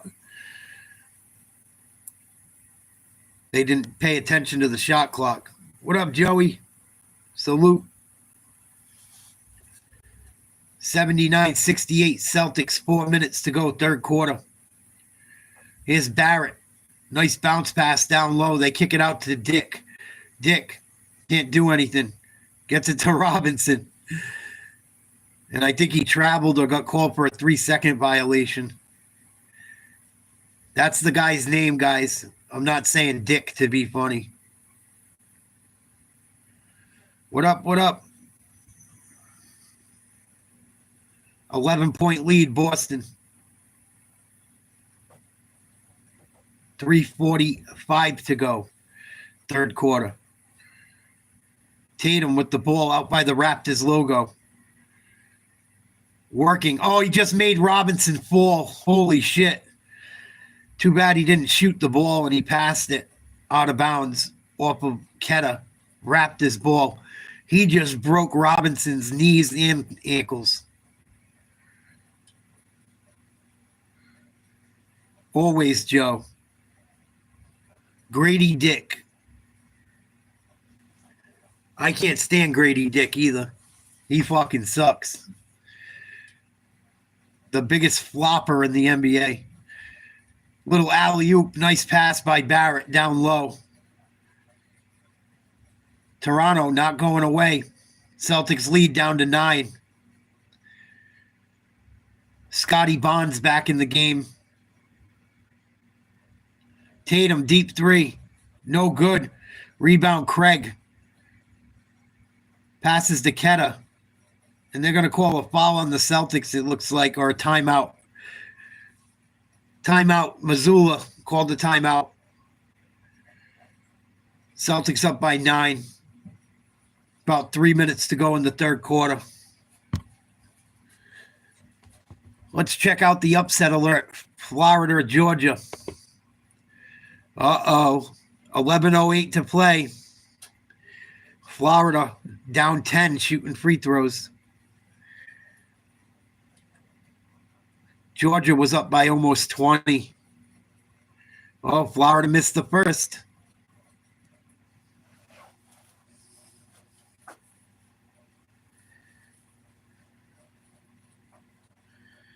This will be a big upset. Georgia can pull this off. This will be a huge upset.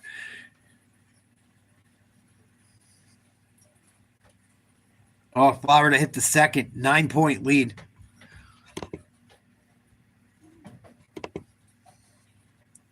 Celtics up by 9. Timeout right now. Checking out the Georgia-Florida game. Florida on an 8-0 run.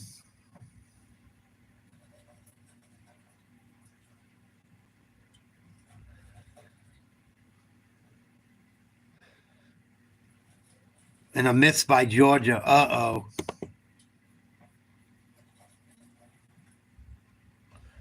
Georgia's going to choke. Yep.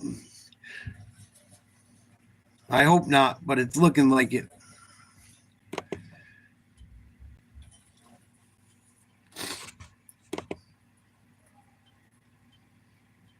Nice pass by Georgia down low. Back up 11. Come on, let's get back to the Celtics game. What the fuck? Been a lot of timeouts in the Celtics game tonight. Both teams a little short-handed. It's probably part of the reason. Oh, boy.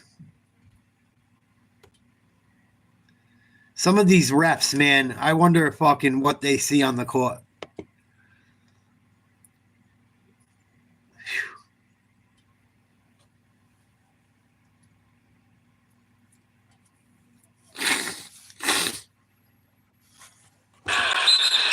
Come on! Stay middle. Someone get middle. Keep getting to that mid-range, boy. You know what it is. Come on! Come on! Come on! We got to match that energy. Come on, baby. Let's go. Match that energy, man. Let's get it. SpongeBob head. Nice job. He's ready. Celtics with the ball. They get it to Tatum. Trying to get bullied. Loses the ball playing the bully game. And the Raptors turn it over. Here comes the Celtics back the other way, up 9. 2:40 to go, third quarter. Hauser for 3, no good. Rebound. Raptors pushing it fast. Back the other way. They kick it out to Robinson. Over to Bonds for 3. Missed. Rebound Boston. 9-point lead, 2:18 to go, third quarter. Celtics had the lead up to 13. Playing without Porzingis, playing without Horford, playing without Cornette. Shireman dribbles, goes to the lane, throws up a runner, tough shot, gets it to go. Nice play by the rookie. Boston up 11. See if Jaylen Brown's okay. He left the game stumbling a few minutes ago. He looks like he's on the bench. Toronto, nice layup by Snead. Lead back down to 9. Minute 35 to go. Third quarter. Tatum calling for the ball.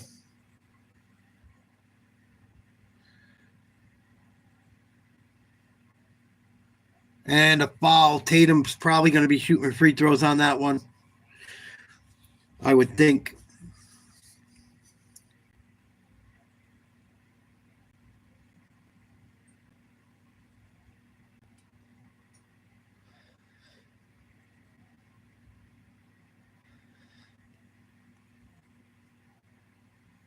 Yeah, I've been to college basketball. I've been to the NCAA tournament. I've been to the Big East tournament for college basketball. Anything else? I think just college basketball.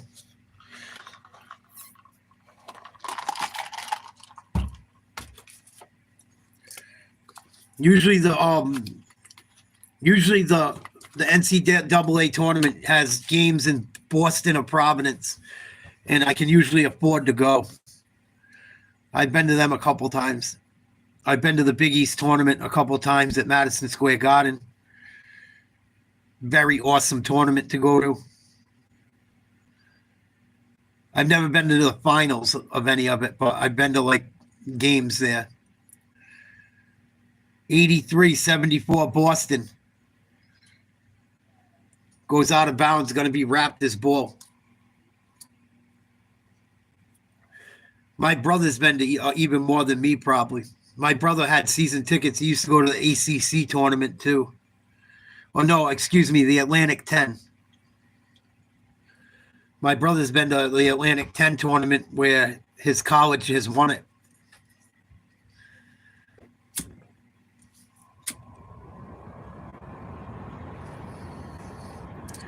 That's awesome. Here goes Toronto. Quickly goes to the hoop.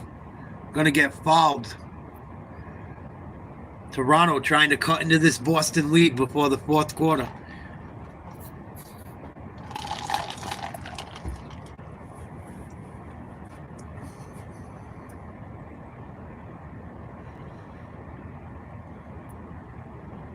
I played MLB at URI. I don't know what MLB is.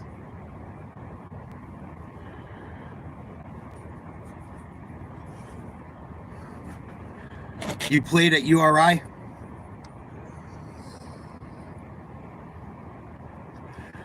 University of Rhode Island?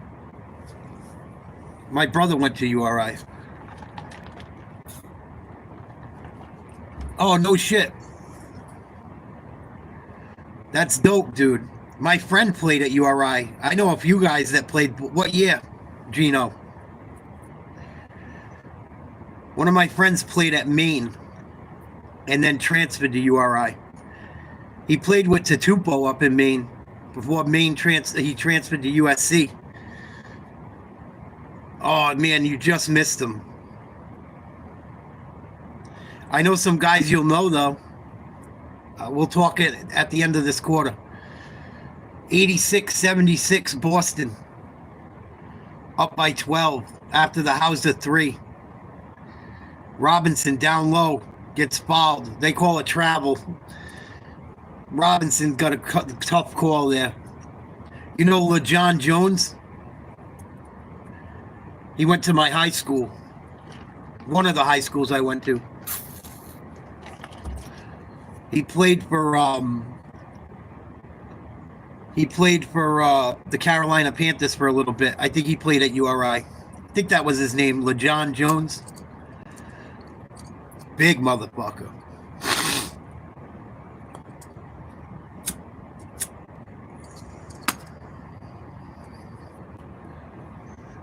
Peyton Pritchard with a big 3 right before the end of the quarter. 89-76 Celtics.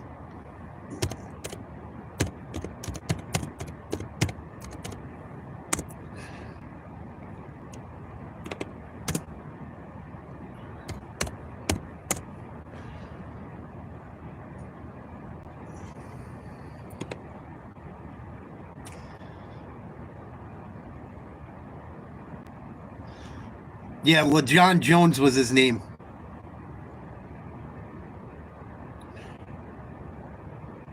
He used to coach Durfee High, too, I think. Like one of the only guys to go play pro sports out of one of the high schools I went to.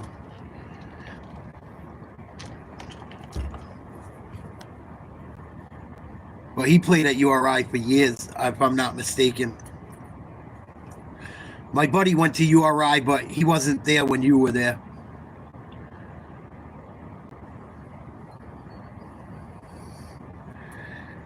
Yeah, Dean College gets a lot of guys that go play D1 AA. Oh, that's cool, Kenneth. Celtics up 13, end of the third quarter.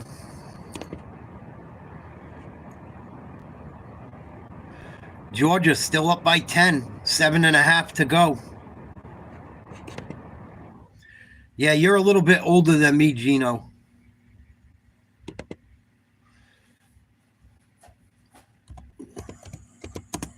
Not much, but by 3 or 4 years at least.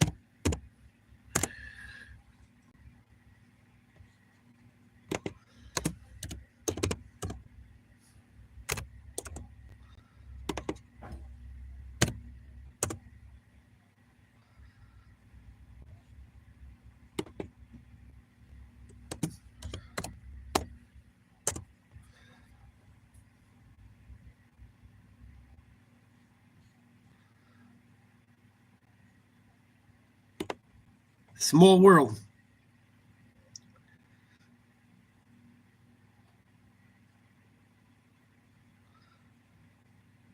URI had a good run in the playoffs this year, I think. They made the playoffs and lost.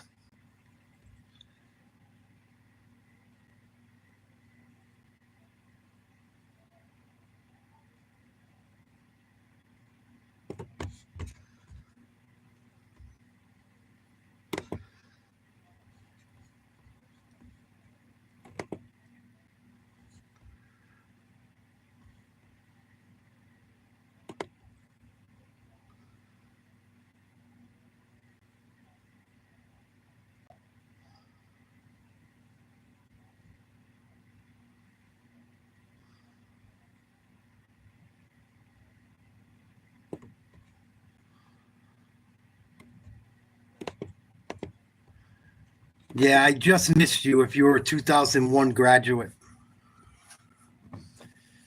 Toronto finally scored a goal on Boston, 3-1. What up, Jet?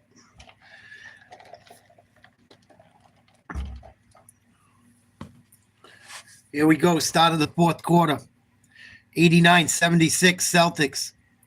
Jaylen Brown's going to go to the line shooting 2. Glad to see him back out on the floor. Glad it wasn't a big injury. Quarters by 1 point. Matt, the first quarter was the one that really hurt the Raptors, and it was all those turnovers to start the game and allow them to kind of get control of things. Brown. And the first free throw is good. Boston 13 for 42 from three-point range. I mentioned this in the open of the show. They have a stretch of 12 consecutive games where they've made 15 or more threes. And that is tied for the longest in the NBA, along with Cleveland. I'll check it out tonight, Jet. It's not that their percentage is great. They're only 31%, but they're going to keep shooting them anyway, Jack. Well, here's the thing that it does. It spaces the defense out, right? So it creates a lot of problems for the defense that on a secondary level, if you're chasing so much out there, now the lane is open for drives, drawing kicks, and then on the backside, you get Peyton Pritchard going after Scotty Barnes. I love it. Scotty Barnes talking massive shit. Peyton Pritchard ain't afraid of him. Seen fucking Scotty Barnes stop calling him white boy and shit. Peyton Pritchard got right in his face. I love it. Celtics up 15 without Porzingis, without Al Horford, without Luke Cornett, without Drew Holiday. It don't matter. This train keeps rolling it. What up? What up? Let's check out Georgia, Florida. Upset alert. Upset alert. Georgia lead down to 8. Number 3, Florida on the ropes with 6:50 to go. I almost covered this game. I thought Georgia would get blown out. Georgia shooting a 1-1. Hit the first. Lead goes to 9.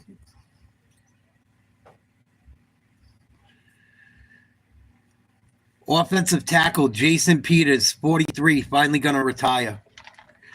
He had a good long career. Georgia back up 10 on the Gators.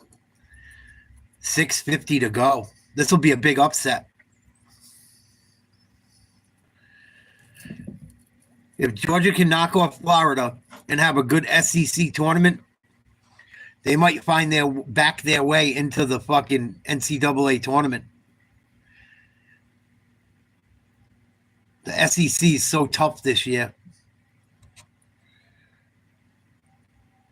Florida's got to get a shot off. Oh, they just hit a deep 3. Georgia lead down to 7. Oh, man. Florida's not going away. Let's go back to the Celtics game. What else is going on? Oh, I heard that. I found out what team complained about the tush push. I did some research today. Everyone I looked into said it was the Packers that want to put an end to the tush push. I don't blame them. I don't like that tush push shit. It sounds like it's going to get voted out. It should. It's football, not rugby.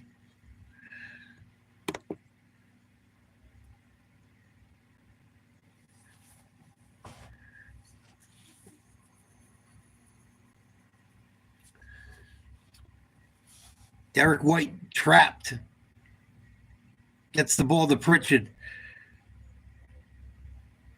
91-76 Celtics. 11 minutes, 10 seconds to go in fourth quarter. Brown gets his in the air. Should have been a foul call. Brown knocked the jump shot down from the elbow. 93-76 Celts. Walters drives to the hoop. Lays it up and in for the Raptors. No, it was the Packers, supposedly. That's what Coach JB said anyway. He's got some inside information, supposedly.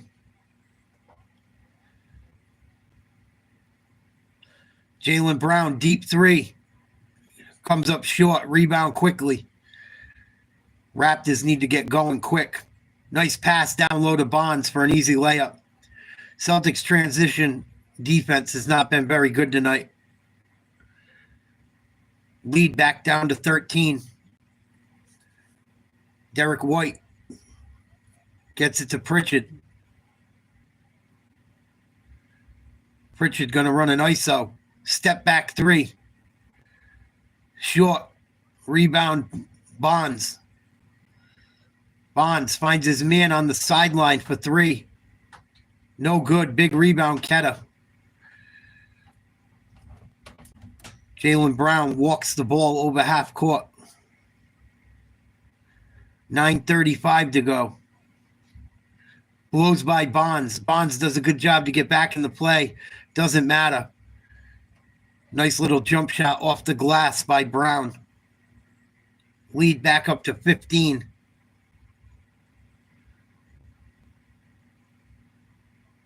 Nice tip in down the other end by the Raptors. Raptors aren't going away just yet. Tatum getting some rest. Brown with the ball out by the Raptors logo. Gets a pick from White. They double team. He loses the ball. White ends up with it. Dribbles it off his foot. Raptors come up with it. Bonds pushes it over half court. Get it to Walters, over to Quickly. Quickly gets a screen. They find an open man on the corner. Puts up a three, no good. Batted out by Bonds. Walters comes up with it. Over to Quickly. Drives to the hoop, throws up an alley-oop for an easy two. Celtics lead down to 11. Pritchard open in the baseline. Misses the three. And there's going to be a foul down low on the Raptors. Either that or it was on Ketta. Brandon Ingram, Jakob Poeltl to what is not out there right now. And then you hope potentially a pretty good pick. And we got a chance. And here's the other thing. When you look at all the minutes that the Mobos and, the Walters and the Sheds battle, the Baji, great. Brown double teamed. They switch. Pritchard deep three. Can't get it to go. Bad shot, but he had to take it. Celtics try to get back in time. Mismatch down low. Quickly, pump fake. Kicks it over to Bonds for three. Short. Tatum goes up for the rebound. And it's going to go off a Raptor out of bounds.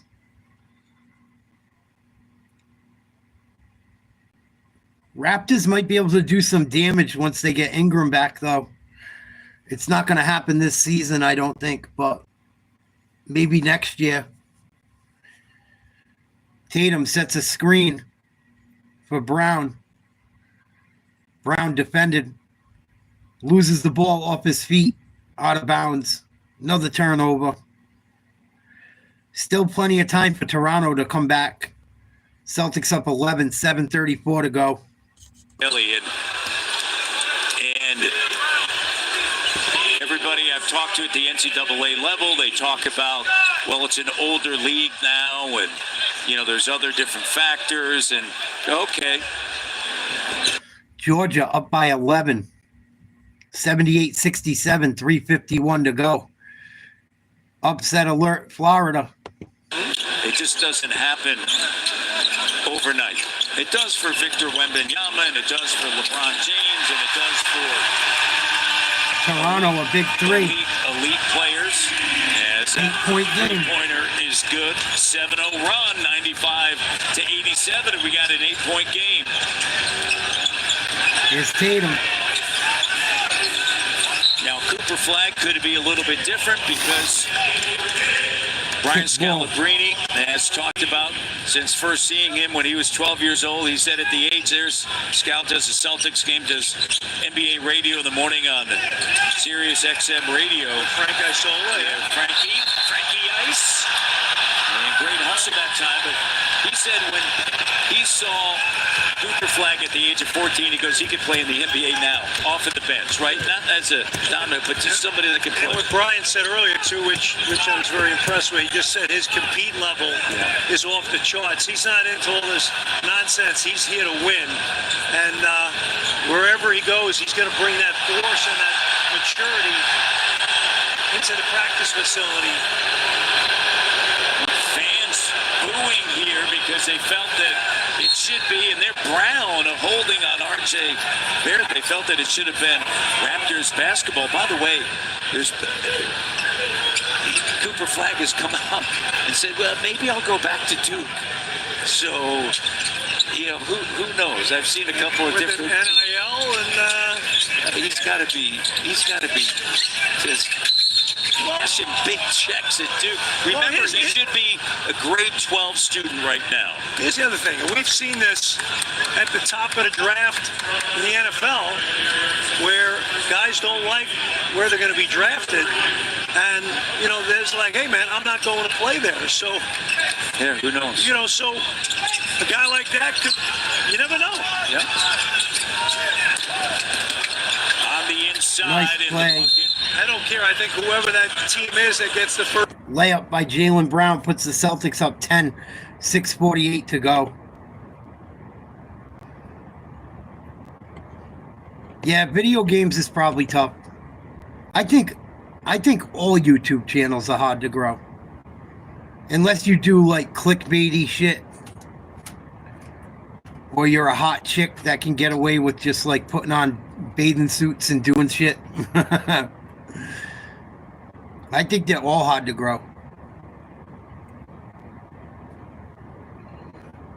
78-67.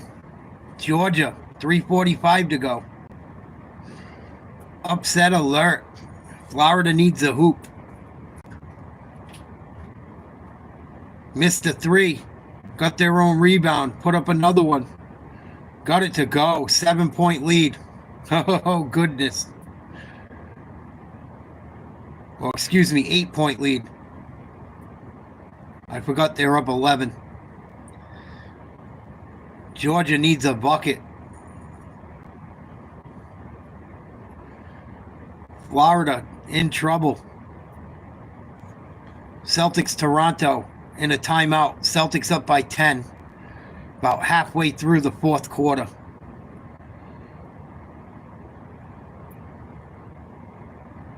What up, Donnie? What up, Anunnaki? Yeah, when you don't bullshit people and do corny shit, it makes it harder to grow a channel too. Like, that's why I block so many people, because I don't want to hang with fucking lames or deal with stupidity.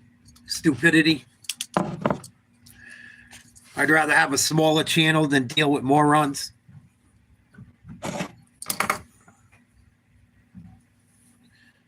But it's really up to what you want it to be.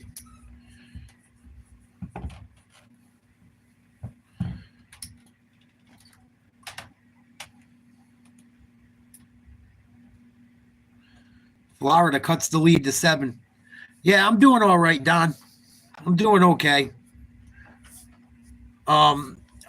We're coming up on a year. I was really hoping to hit at least 10,000 subs in my first year. I don't think I'm going to make it, but it is what it is. I think I've done pretty well. I haven't paid for advertising. I haven't sold my soul. So I'm cool with it. Yeah, 6-point game now. Silk, what's up, brother? Hope everything's good down the bayou. Born on the bayou. Born on the bayou. Georgia needs a hoop. Bad. Florida's paying suffocating D.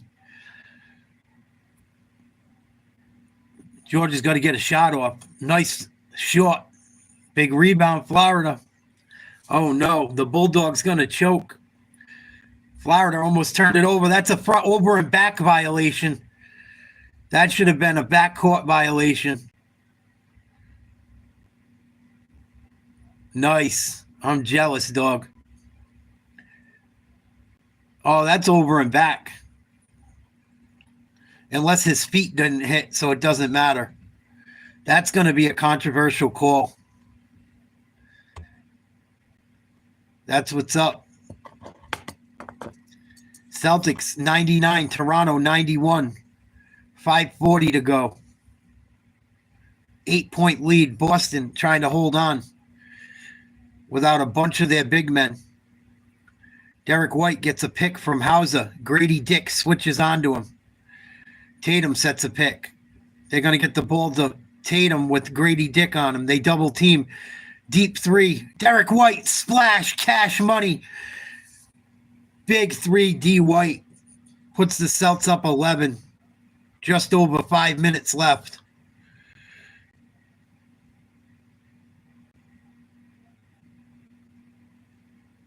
Oh, they run a backdoor cut, and there's going to be a foul on Pritchard.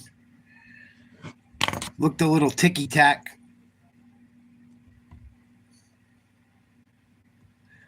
Six-point lead. Florida just pulled a three and hit it. Uh-oh. 78-75. Timeout, Georgia.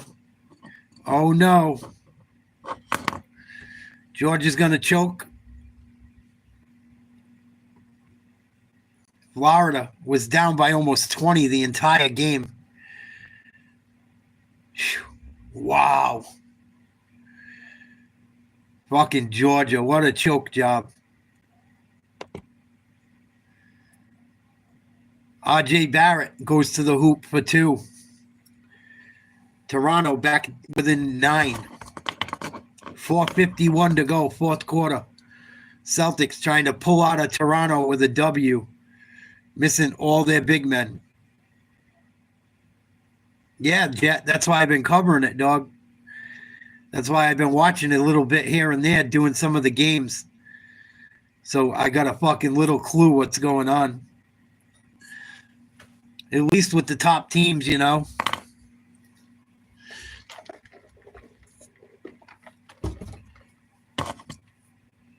Nice take to the bucket by Snead. Celtics only up 7 now. I was going to cover a game tonight, but I didn't think that Florida game would be close. And then the other game that's coming on is a good game, but it's a late game. I didn't feel like doing anything too late tonight. Derek White airballs a jump shot from the elbow. Here comes quickly. Gets it to Barrett. Barrett traveled. Good call. About fucking time they called the travel. What do you mean I traveled? We're in the NBA. There's no such thing.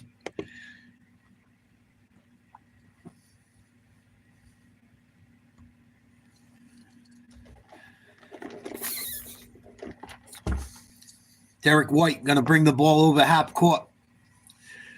3:35 to go. Fourth quarter. Hauser with the ball. He's got to do something. Gets it back to White. White drives to the right.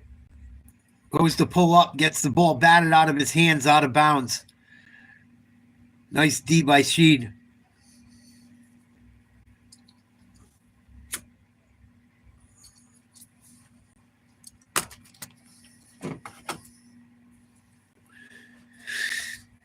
Raptors giving the Celtics a hard time without their big men tonight.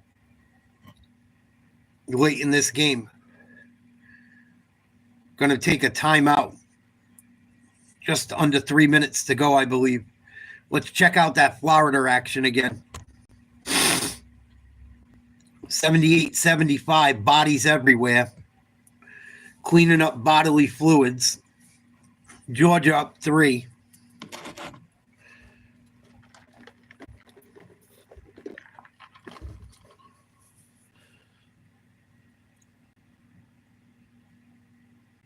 Oh, he got hung on the back.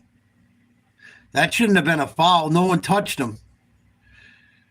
If that's a foul, that's bullshit. No way should that have been a foul. Wow. Georgia just got boned if that's a foul call. The dude had a breakaway and was getting ran down.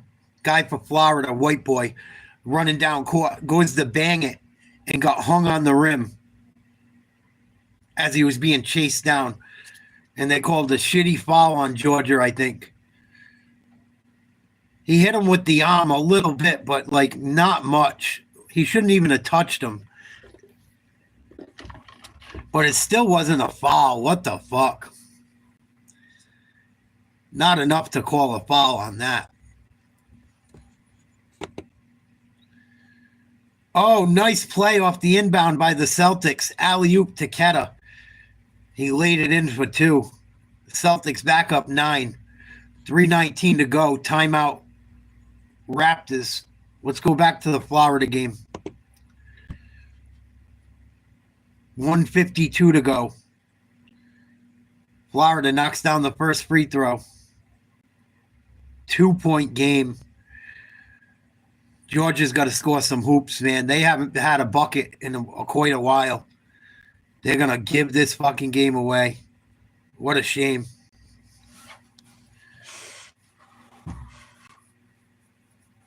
What up, Juice?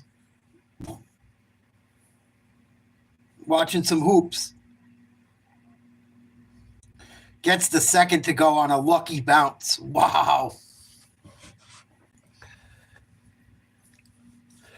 Georgia up by 1 on number 3 Florida.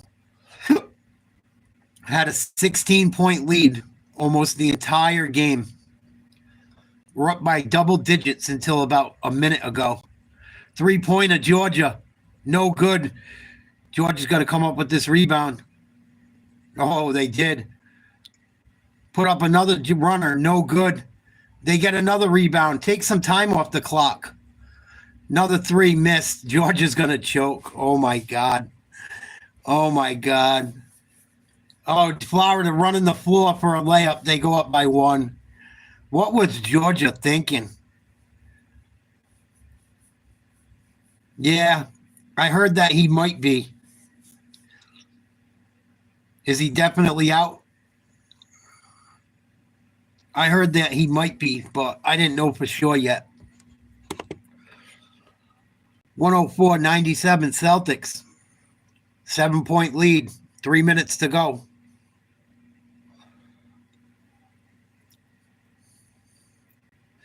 I know, I was looking forward to that fight too. Tatum, step back jumper. Good from the elbow. The old Paul Pierce move. That sucks. Someone told me that might have been Gaethje's last fight coming up too. One of our subscribers said Gaethje this might be his last fight. I don't know how true that is, but that's what someone said in the chat. Here's Tatum, 9-point lead, working on Bonds, backing him down. Inside the free throw line, puller up jumper, no good. Rebound, Peyton Pritchard. Holy shit, how do you come up with that one? Minute 55 to go. White for 3. Splash, cash money, Derek White. Big 3-pointer. I think that's his 5th or 6th 3 of the night. That might be a dagger. 109-97 Boston. And there's going to be a foul on Ketta. 12-point lead for Boston. You have to go into your when you do a live, you have to make it private. You have to go into like when you set up the live through the options. You can make it members only, subscribers only, private. You got to go look into it. No, it's all good, Juice. We talk sports. We talk about all sports, even when we're watching a certain game. It's okay. Only thing, I just don't really like talking politics when I watch sports. That's really my only pet peeve, kind of. Is when I watch sports, I don't want to really think politics. Unless there's like political shit to do with the game. But other than that, we talk about all kinds of shit while we watch sports together. What's going on with Georgia? Down by 1 after a fucking 16-point lead almost all night. Holy smokes, what a fucking meltdown of epic proportions.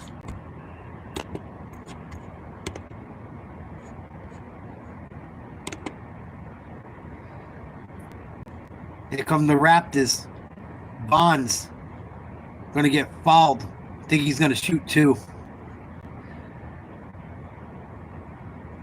Under a minute to go. The Celtics up 12.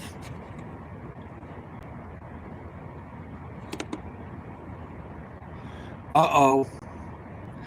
Boston Bruins only up by a goal. They're going to fucking choke. Georgia up 4. With 10 seconds to go. My live stream on it died. I'm trying to get it hooked back up to see what happened. Georgia up 4 with 10 seconds to go. Something major happened. They must have got fouled shooting a 3 or something. Wow. What a bummer that the stream died on my pirating site. Here's D. White, 10-point game. 38 seconds to go. He finds Pritchard for 3. In and out. Rebound Barrett. Here comes Toronto. Quickly, a quick 3. No good. Pritchard comes up with the rebound. He's going to break out. He's going to lay one in. And that should be all she wrote. 111-99 Boston. 20 seconds left. Yeah, it happens. It happens when you fucking don't pay for cable, unfortunately. It happens with everything now. Everything's streaming. Even your cable television, it can happen. It sucks.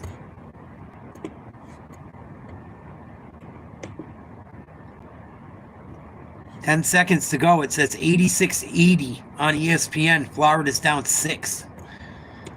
Celtics going to get away with a win tonight. Without Porzingis. Without Horford. Without Holiday. Without Cornette. We'll take it any way you can get it. Big win for the Celtics. I think the Celtics have won like 6 or 7 straight at least. Maybe more. Celtics haven't lost since before the All-Star break. Performer of the game. Countless screen assists. And just making everyone on the floor that much better. Down in numbers, but nonetheless, the gravity, the interest, the ability to elevate the games of others, and of course elevate big moments himself. Jason Tatum, by far the best player on the floor tonight. He wasn't a top scorer. He was the 4th leading scorer for the Celtics tonight, but in my opinion, the reason why they won. He didn't shoot it well from 3. He was 3 of 12, but controlled so much. As the Celtics take it, we send it to Cape Burness. And the Raptors wrap up their 4-game homestand with a loss, while the Celtics continue to roll, winning their 6th straight game. Toronto was mentioned, right back in action tomorrow as they kick off a 4-game road trip in Indiana. More hoops coming up on TSN. 1, 3, and 5 tonight is Luka Doncic. The LA Lakers welcome the Dallas Mavericks, but right now it's SportsCenter with Jermaine and Sarah. Celtics pull it off.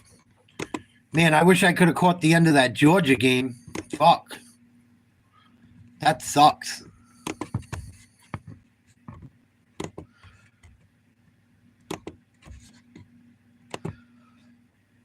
Georgia up 86-80. I don't know how the fuck they got up 6, but they did. Or a steal. I've said it many times how difficult. Oh, I don't know. I ain't watching that game. Dallas doesn't have Anthony Davis. He's done for the year, so there's really, and they're missing other guys as well. So it's really not probably worth wasting your time, in all honesty.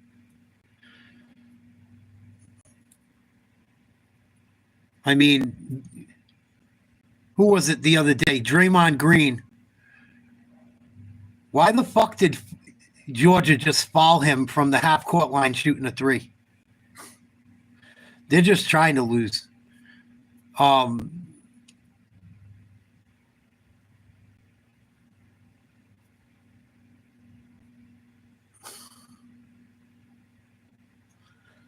was I going to say? Shit.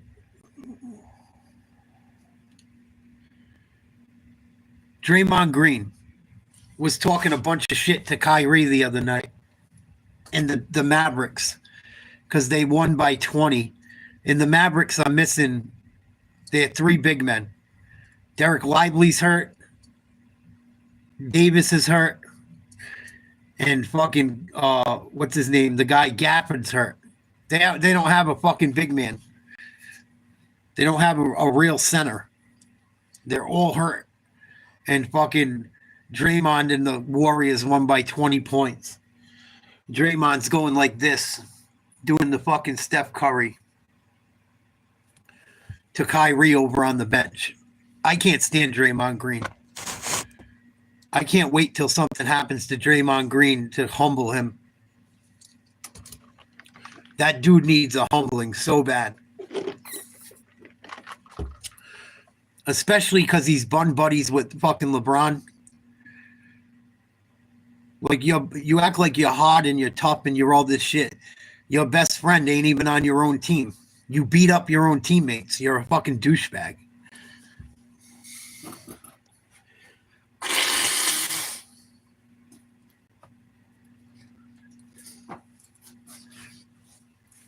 I don't ever fucking remember like getting in a fucking, even if you have a disagreement with a teammate, you don't fucking hit your own teammate unless he's like banging your wife or something or your girlfriend. Like, why would you hit your own fucking teammate, man? When he hit, whether people like it or not, when he put hands on Jordan Poole, that was it for me with Draymond. Like, you're hitting your own fucking teammate, dude. Come on. You know he's a young kid. What are you doing?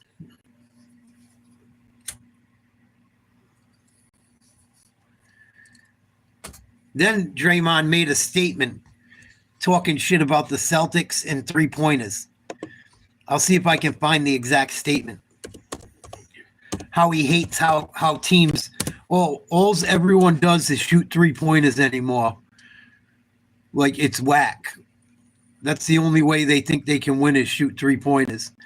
Dude, your whole career, the only reason you won was because the 2 guys on your team could shoot threes. Like, now you don't like 3-pointers because other teams are making them? It was all good when Steph and fucking Clay were raining threes on everyone else. You loved it then. Now that there's other teams making threes and that's how teams play, you don't like it? Fuck out of here. What up, Scrawny? I was wondering where Rusty Guns has been. Haven't seen him in a long time. How you guys been, dude?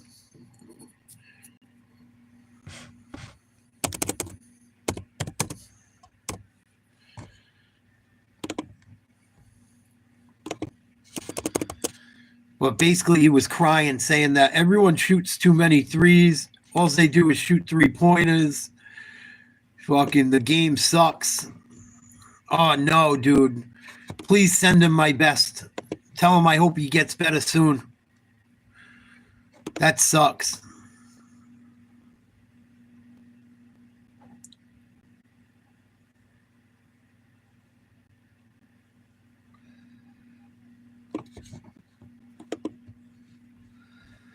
Yeah, it is for sure. I hear that. But yeah, I've had enough of Draymond Green. Fucking, he could go fuck himself. It was all good when Steph Curry and fucking Klay Thompson were hitting 3 after 3 after 3.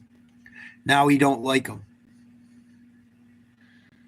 But I will agree with Draymond about how the All-Star game was a waste and all that shit. But he could go fuck himself. I don't like him. Florida about to go down. 88-83, Georgia. I'd love to see how Georgia came back after giving up a huge lead.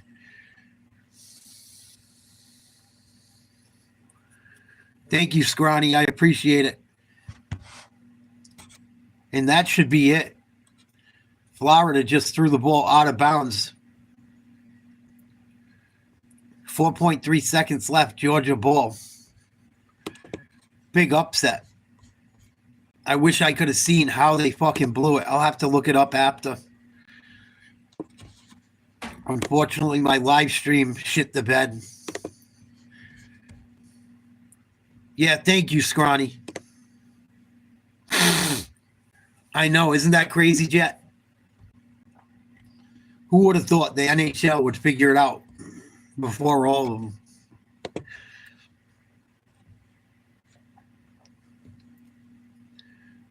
I don't know half the players in the NHL anymore, honestly. I'm kind of out of the loop other than some of the Bruins. I know like the guys that are still hanging around a bit, but that's in some of the superstars, but yeah, Silkworth. What the hell happened, Silk? My live stream died. I don't know if you got to see it. If you did, could you tell me how Georgia took the lead back? Because the last play I saw, Georgia missed like 3 threes in a row, all in one possession. They got offensive rebounds and missed all the threes. Florida broke out and laid one in on a fast break. Went up by 1, and my stream cut off. So Florida was up by 1, and then I looked online at the end of the Celtics game, and Georgia was back up 4, and then they were up 6. I don't know if they got fouled, hit free throws, hit threes. Yeah, so was I. Like, I was like doing the same thing on ESPN. I don't know how they came back after giving up the lead. But it looks like they're going to pull it off. There's like 4 seconds left. Oh, you said it went final? Yeah, my shit's lagging.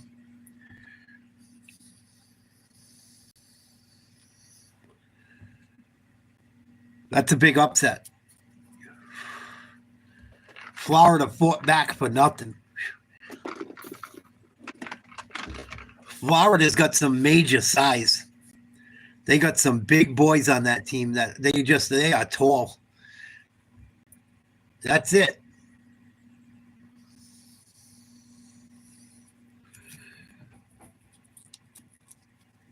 Tennessee, LSU tonight too. That could be a good game. They usually play each other tough. Boston versus Toronto in hockey. Boston up 4-3. Dying to give this game away with 7 minutes left. Lindholm trying to get around Timmons. Dave, thank you. What a thriller. Extended see as Georgia finds it. Push it to the corner.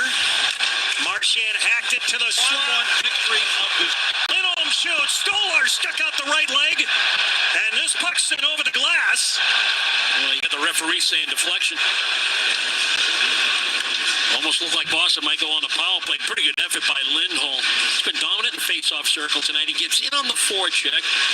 He gets in behind the net, makes solid body contact, and when the puck comes out free into that slot, he gets good position leverage without even making a play on the puck until he spins and shoots it. I mean, that's a nice play with the stick to protect on Benoit, and then pretty good shot, right pad save, Stolar. The general manager, Don Sweeney, when he spoke the other day, talked about Elias Lindholm's season. He said a lot of it has been better lately when he's been put into a matchup role.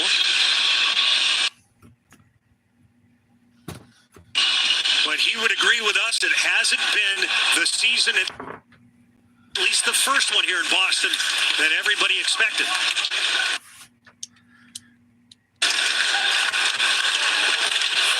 Riley. He'll stick handle out to center ice. Poke check by Pasternak. To the right circle. Pulls, drags, centers. It's deflected into the slot. Geeky got a shot away. Up top, Pete keeps his puck in. And now Nylander the other way. Lori back to Tavares. Shoots. Swayman shuts the 5-hole. Lucky Swayman. Wow. Action at both ends. Yeah, I would imagine LSU spends most of their money on football.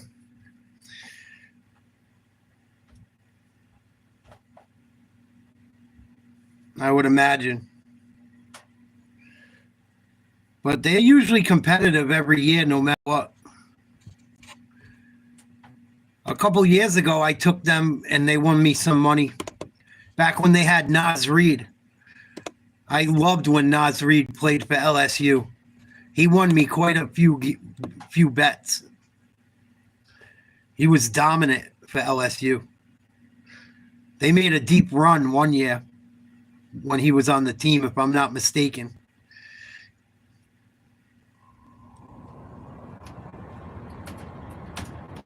Diana Taurasi retires, thank God. Great basketball player. Woke idiot, though.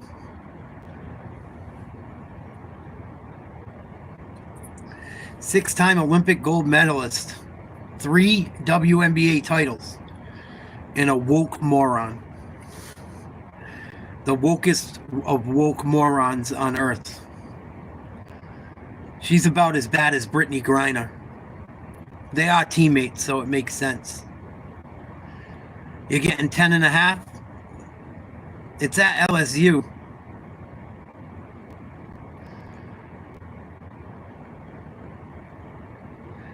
You went to LSU, Silk? That's cool.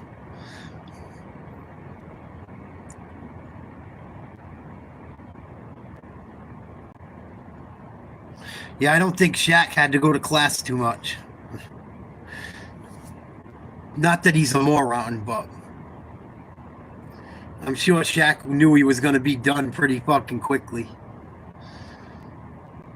I got some basketball cards from back in the day of him playing at LSU. I wonder if they're worth anything.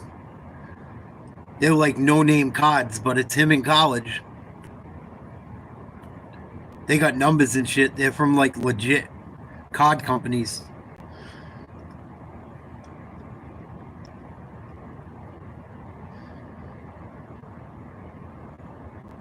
It's funny you bring up Shaq in college and LSU. I just watched Blue Chips the other day. I hadn't seen that movie in forever. And it was on. And I said, fuck it, let me watch some of it. Had him, Penny, Chris, what's his name, was in it. That was a fucking good movie back in the day. When Nick Nolte played the coach.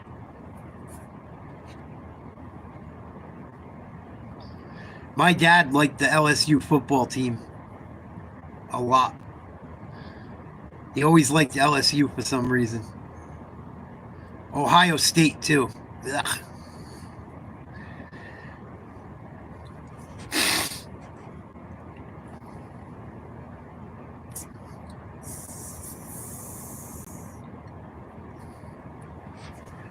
My dad liked the Saints back in the day too, when no one liked them. My dad was like that. He always rooted for like teams no one liked in my area. He liked the Patriots too, but he would always root for like other teams. He always had like a sleeper team. But he liked LSU football a lot. He liked LSU. He liked Ohio State when they had Eddie George and Terry Glenn back in the day.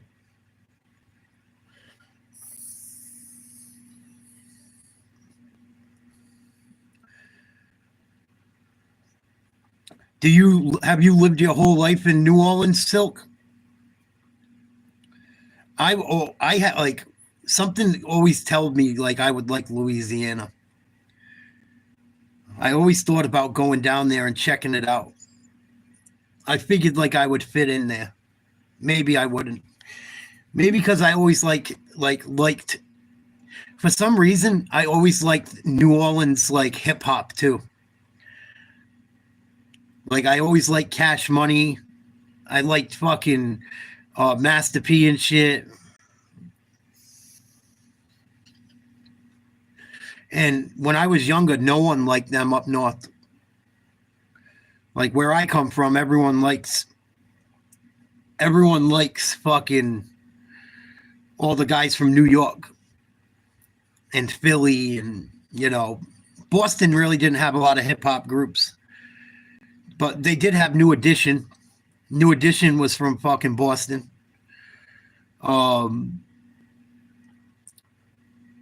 Guru is from Boston.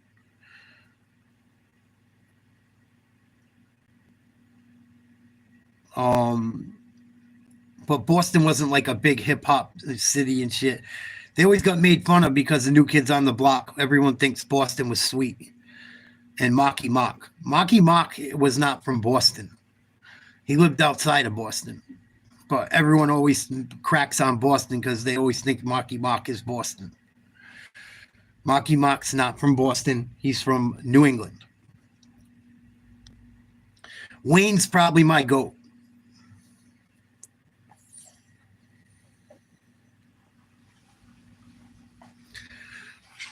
Wayne's probably my GOAT, in my opinion. I just like Lil Wayne. I just like him.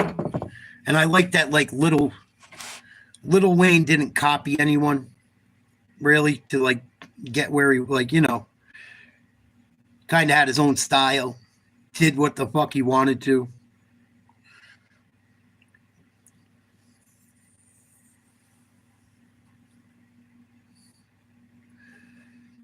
What up, Joe? Thank you. I appreciate it, buddy. I'm actually checking out LSU right now versus Tennessee. They're only down 4. That's not a bad bet. Thank you, Joseph Dietz. That's not a bad bet, Silk. You know, you're at home. What are you getting? 10.5, you said? It's not a horrible bet.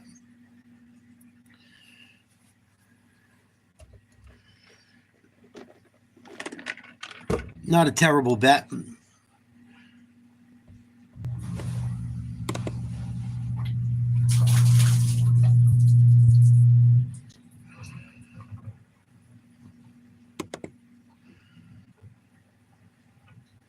The greatest rapper to ever live? I don't know. There's so many. That's really like an opinionated question. It's whoever you think it is, right? I don't really like to do best ever with rappers.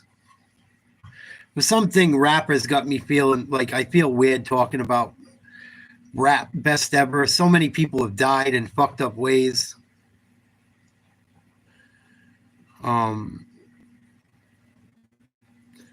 And then you gotta look at musically, generationally, who impacted society, who impacted musically. It's not a question I really like to answer. I think probably Lil Wayne, I would say, is the best rapper alive.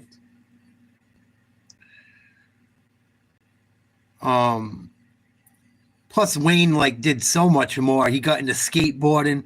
He made like a rock album. Like he did a lot of fucking shit. He got down with Dipset for a while when he went on that epic run, like his second run technically, after like went right before Young Money.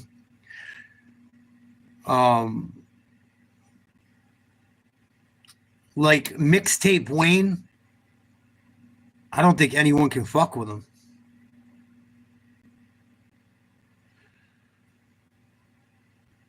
When he was doing all them mixtapes and shit, man, right after the Carter, I don't know too many of any of like.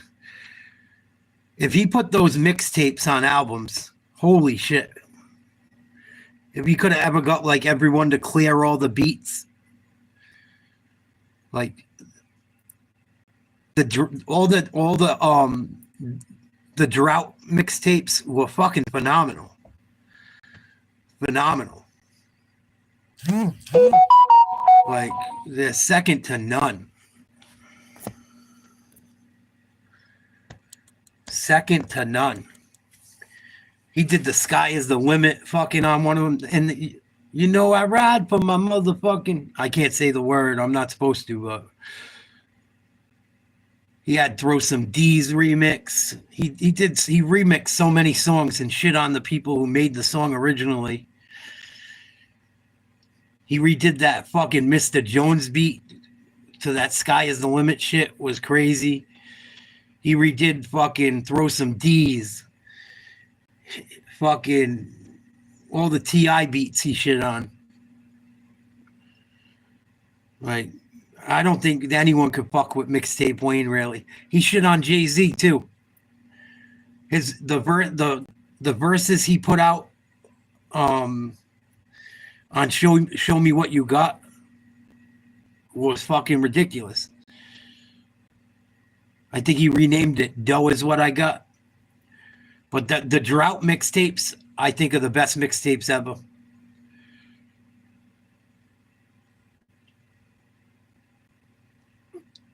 Not really, Silk. I should. A lot of people tell me to. I had some scumbag fucking make a short of me telling people I was back on drugs and shit. And I haven't done drugs in like fucking over 10 years. And that one pissed me off. I had some weird fucking hater that was sending pizza to my house and fucking making fucked up shorts about me that weren't true. So I don't make too many shorts for that reason. Because, like, I tried to get YouTube delete it, but they won't. So, like, I try not to, like, I don't like my shorts coming up because then I have this video of someone telling people I'm a fucking crackhead, which I'm not. I never was a crackhead. I like perks and oxys. I got hooked on them from my doctor.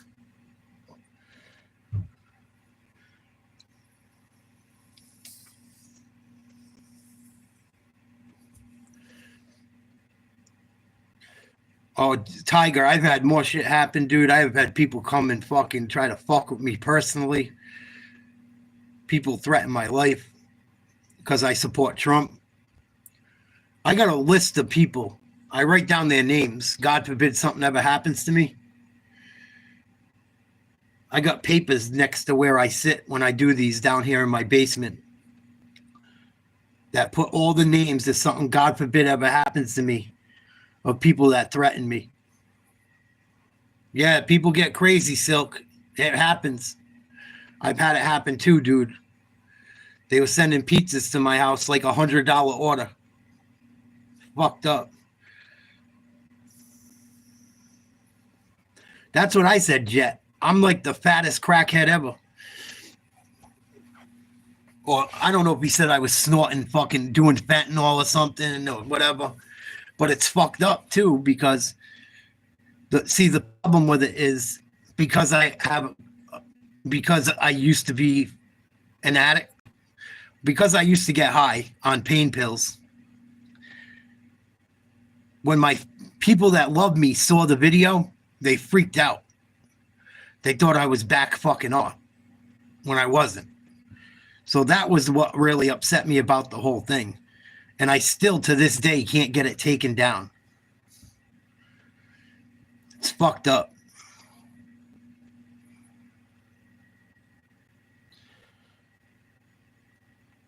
I wish I knew the motherfucker that did it, because I'd go hunt him the fuck down.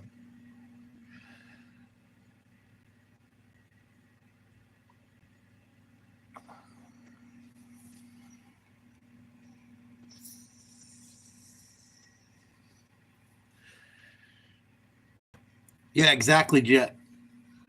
That's what I'm saying. They talk shit about me and take my shit down, saying I'm being harsh. And then all the shit I cover ends up coming true. But it is what it is. I'm lucky I even have the little bit of a channel I do, honestly. Sometimes when I look at it, sometimes I'm like, damn, I should be doing better. But at the end of the day, man, most people can't get anyone to watch their shit. So I'm lucky. I really am. I'm lucky that I even got my channel to fucking get acknowledged. Because it's really not easy to do.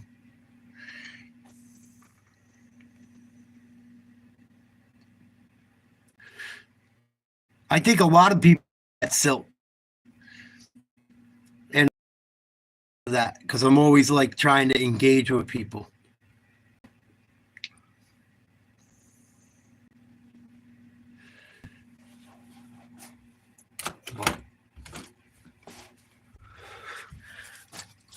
I really got to get evolving this pod. I got to turn this into more of a podcast.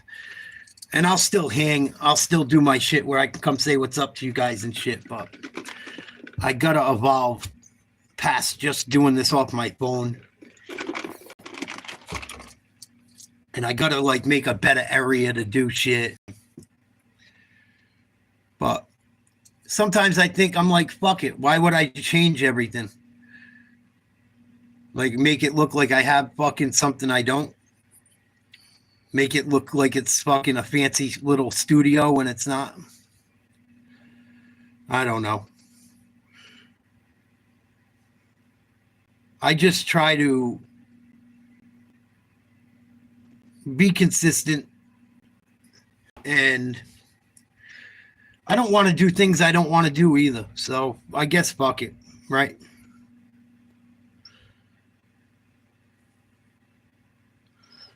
Oh, thank you, Tiger. I appreciate it.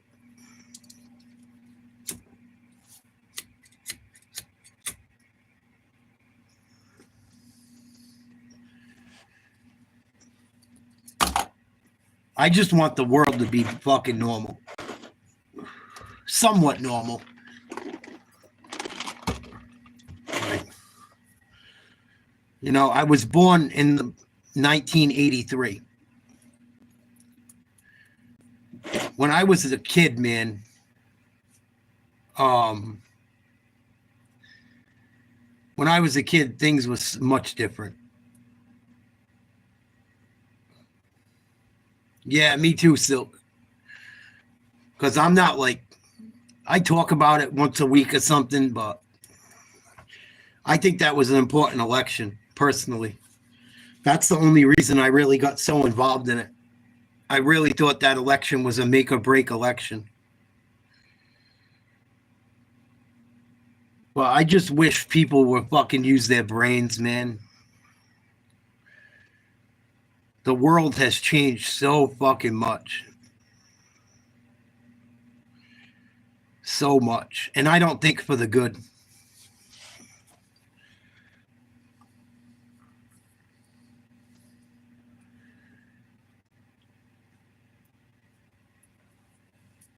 Yeah, kind of, Tiger. Kind of. Like, I don't know what happened. All I know is that shit started getting too stupid with the woke stuff. With the transgender shit and the stupidity and everyone gets a trophy, and boys can be girls and girls can be boys. Like, and then you're going to teach kids about it? Nah. That was when I had enough. Like, nah, not cool.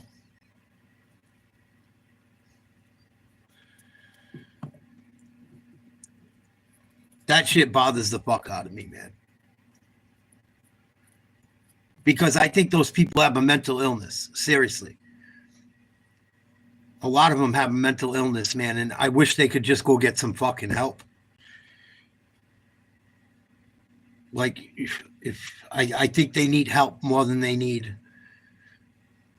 a sex change. Maybe not all of them, but a lot of them. And when you start pushing that shit on kids that feel weird and they're teenagers and they feel unaccepted, they're more likely to do it.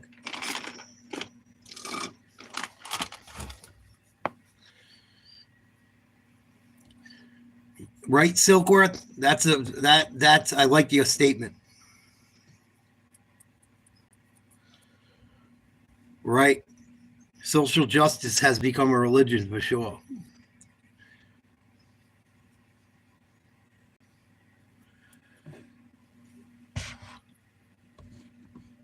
And then, like, the free college shit pissed me off. That was another thing that really pissed me off. Free college. Fuck no. You go to college, you pay for it. No one else should get free. You're like, come on. No. Make it affordable. Make it affordable, but don't make it free. They should make it more affordable.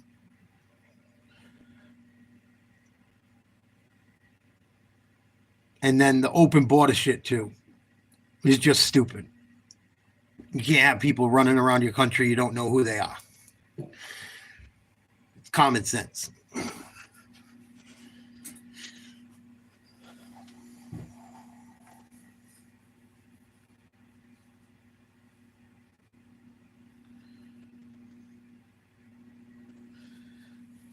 Yeah, well, that's what it is, Tiger.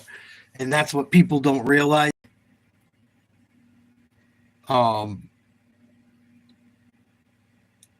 People don't realize nothing is free. Everyone thinks everything's free that supports that side. Like, oh, we don't pay for it. What do we care? Oh, we got the money. What do we no, it's just fucking nuts. Everyone wants something for nothing. And you know who pays for it? The people that work their whole fucking life. The people that are veterans that don't get shit. The homeless people.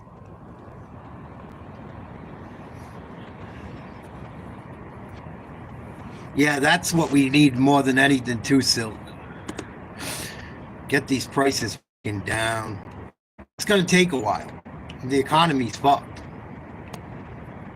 They gave so much money away. That's all you need, baby. Get you to point A to point B. Don't cost you money every fucking month. Low insurance.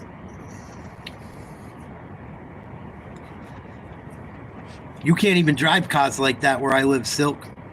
They won't let them on the road. They'll say, oh, it doesn't pass anything. So you gotta pray it's old enough to be considered an antique, and then you can get away with it. The laws are fucking very strict up north. Very, very strict laws. They think they're saving the fucking world. Oh, it gives off too many fumes. Well, it's all I can afford, motherfucker. Sorry.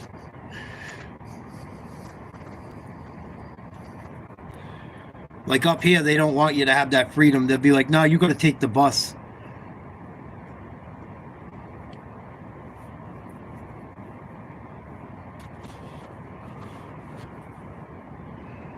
It's crazy. But that's really all I just wish things would go back to the way they were in the 80s. Even with like race and shit. When I was younger in the 90s and 2000s and the 80s, They didn't make a big deal about race like they do now either. And I grew up around all types of different people, so I never looked at it like, I look at it like this. There's good people and bad people in all different colors. They call them all different names that are not nice to say. You know? People get done dirty by people. It changes them for life. Also, if a black guy has something bad happen by a white person, probably not going to like white people. I get it. Same thing for white people. You know, by a black or a Spanish or whoever, they might not like that to people anymore. It's like, it's deeper. It doesn't mean they hate everyone. It's just they had a bad experience and they can't get over it. Or they haven't grown up enough to get over it. But to like make it like all of society just fucking is racist is nuts. Because it's not right. There's a lot of broke white people too. There's a lot of broke black people. There's been a lot of horrible shit that's happened to black people. More bad shit than white people. I'm sorry. I can't change it. I can't take it back. The shit happened before I was even fucking born. What do you want me to do about it? I'm as poor as you, man. Like, you're just mad at me but really we're more alike than you'd ever know. And it works both ways.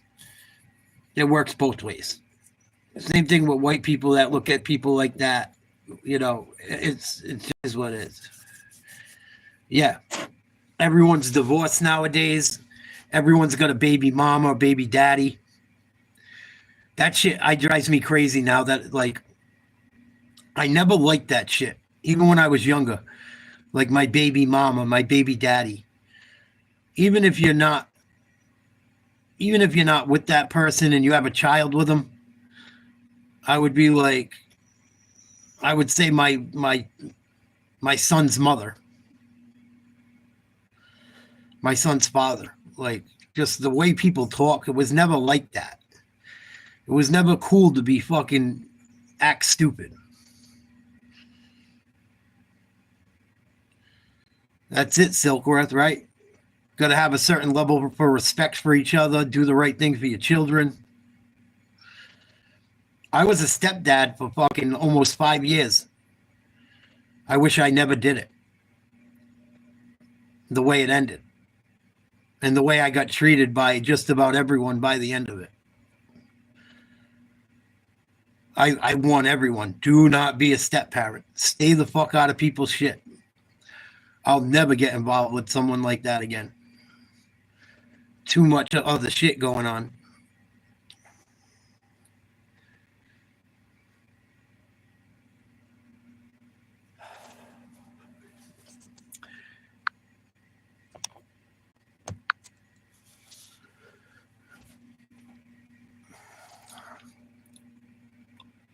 But yeah, I just wish things were a little bit more old school.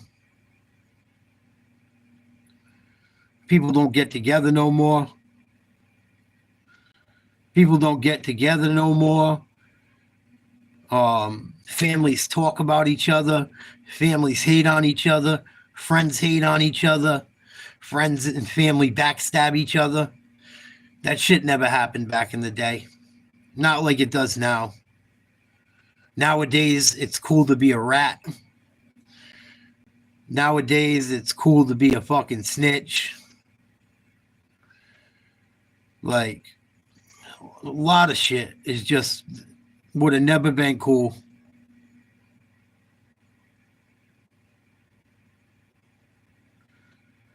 Yeah, I've been through hell, Silkworth. A lot of my life I've been through hell. But the shit with my dad dying and then my girl pulling her shit all at the same time, I'm still trying to work through. That shit broke me, man. Broke me. I still feel broken. Some of that shit I still feel broken about. I just try and do a little better every day. As long as I don't give up, it'll get better. The way I look at it. As long as I don't hang it up, it'll get better. But yeah, it's been a motherfucker, man. It's been a motherfucker. But you just do the best you can. Keep it moving, right? Try to. After that shit happened, dude, I got rid of my social media, everything. I don't want to be bothered by nobody. Not right now. Not right now, anyway. Maple Leafs come back and beat the Bruins in overtime. Oh, my God. I fucking called it. Yeah, because that's all we've been doing for the longest, Silk. Always rebuilding. Man, life's a trip. Life is a trip. Smiles and cries. You know what movie that's from? You guys know what Smiles and Cries are? It's one of my favorite statements from a certain movie from years ago.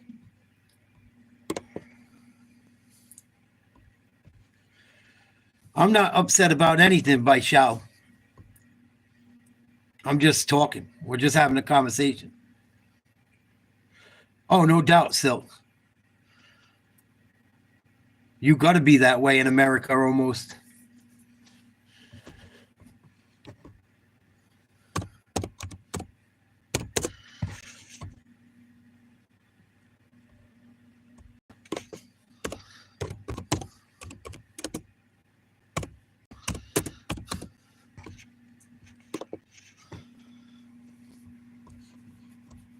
You know what Smiles and Cries is from?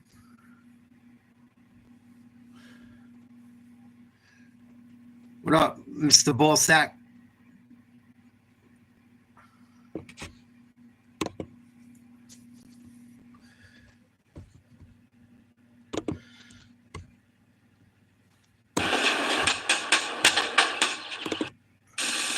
Get that medicine up in you. That's name. Wait. Excuse me. Hey. Here's a joke, boy. Back on the porch. The fuck's your problem? So hold on. Smiles cries. Smile. It's all about smile. I already figured him out. Oh, yeah. Oh, really? Yeah. Ain't nothing to figure out. That's just some senseless bullshit. What movie Smiles and Cries from? I already figured him out. Oh, yeah. Oh, really? Yeah. You already figured the streets out. Yeah, well, it's all about smiles and cries. Put the drink down, man. This motherfucker's out of his mind. Hold on. Smiles and cries. Smiles and cries. Smiles and cries, I hear you. Yeah, you gotta control your smiles and cries. Because that's all you have. And nobody can take that away from you. Oh, shit.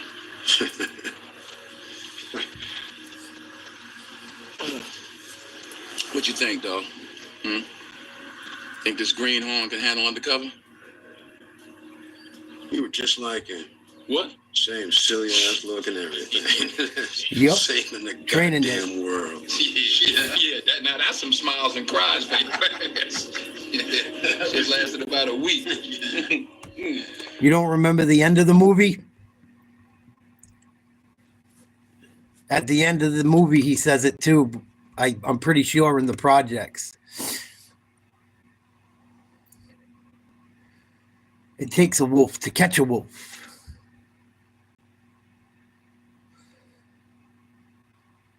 Man up, virgin lungs.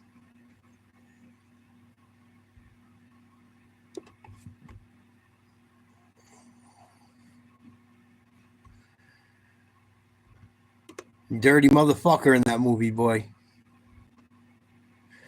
Training Day's a great movie. I'd probably put that in my top 10.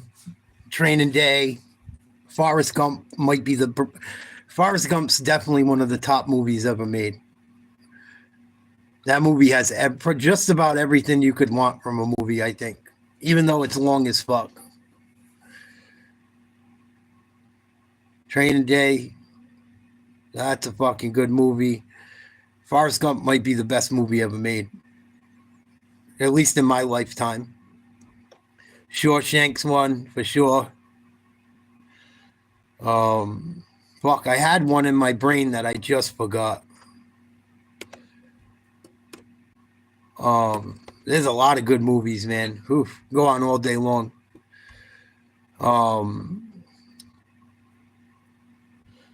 Devil's Advocate is a very good movie. Fucked up movie, but good movie. Might be one of the better movies ever made. Like, make you think, fuck your head up.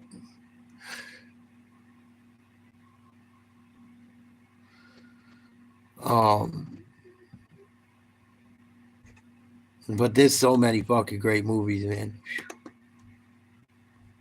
Green Book. Green Book is one of my favorite movies no one talks about. At least not anymore. But that's another thing. We live in a society where people just forget about shit so quickly. Like, yeah, that shit was cool, but it happened a year ago. Like, they don't make nostalgic shit anymore. Godfather was good. They were good movies. They were all solid. At least the first two. The third one was meh. I wasn't crazy about it. But the first two.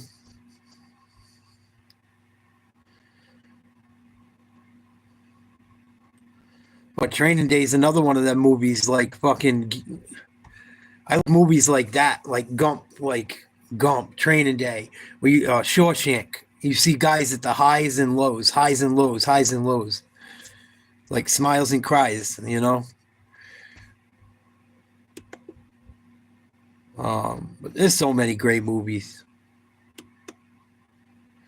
I never saw that Silk, but I heard it was good. I heard it was very good.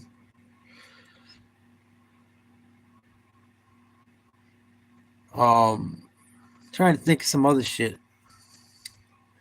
There's so many great ones. I don't want to say like, trying to think of movies like people forget about sometimes.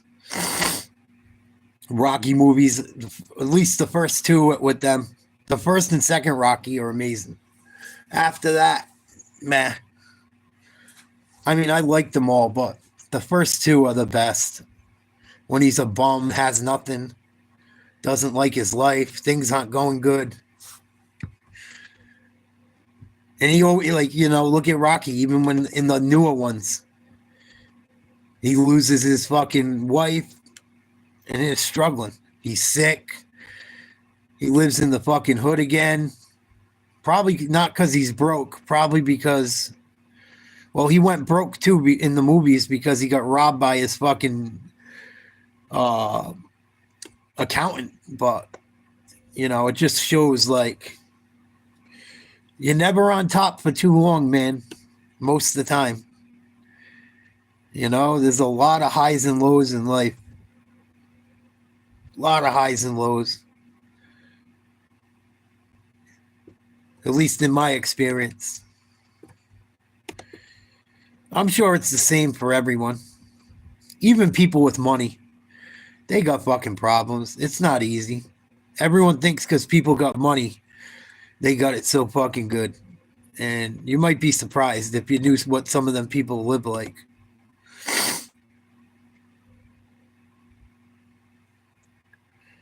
You know, it's always easy to say. No one knows when you know, you got to walk in someone's shoes to really get it.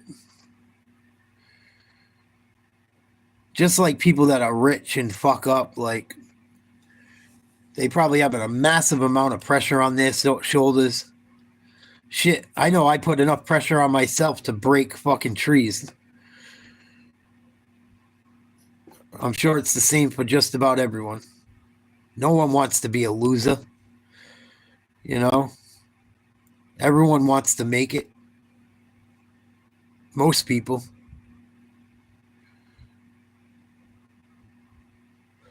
Yeah, Braveheart was good.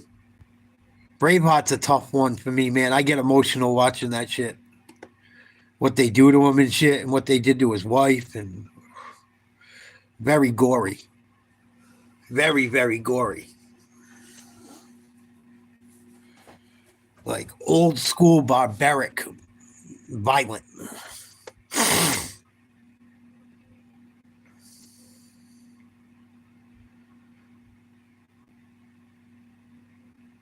Violent.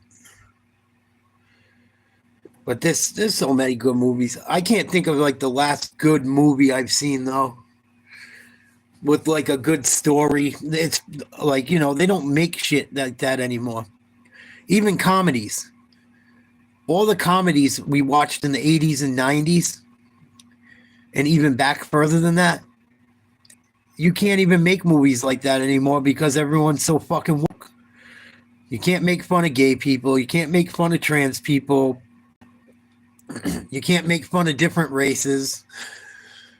You can't make fun of shit anymore. Everything's all fucking serious. Even in a joking way. Like it's a fucking joke.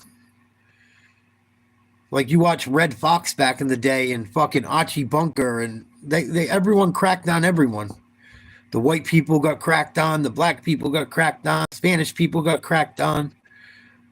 And it was like all just for a laugh. It wasn't like I'm outraged. Like, no, the shit was funny, dude.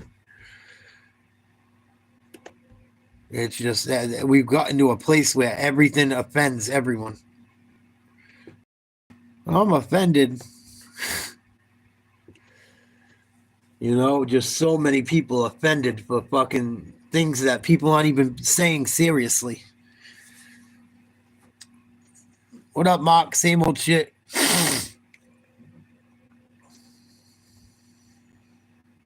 Yeah, I don't watch too many new movies. The best movie I've seen probably recently is probably Green Book. That I would say is like a very good movie. Other than that, I can't really think of one. I watch mostly kid movies because I was with someone that had kids.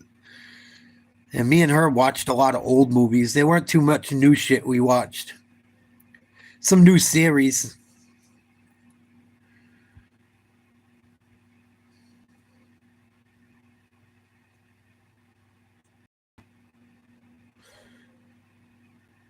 Yeah, well, you know what it is?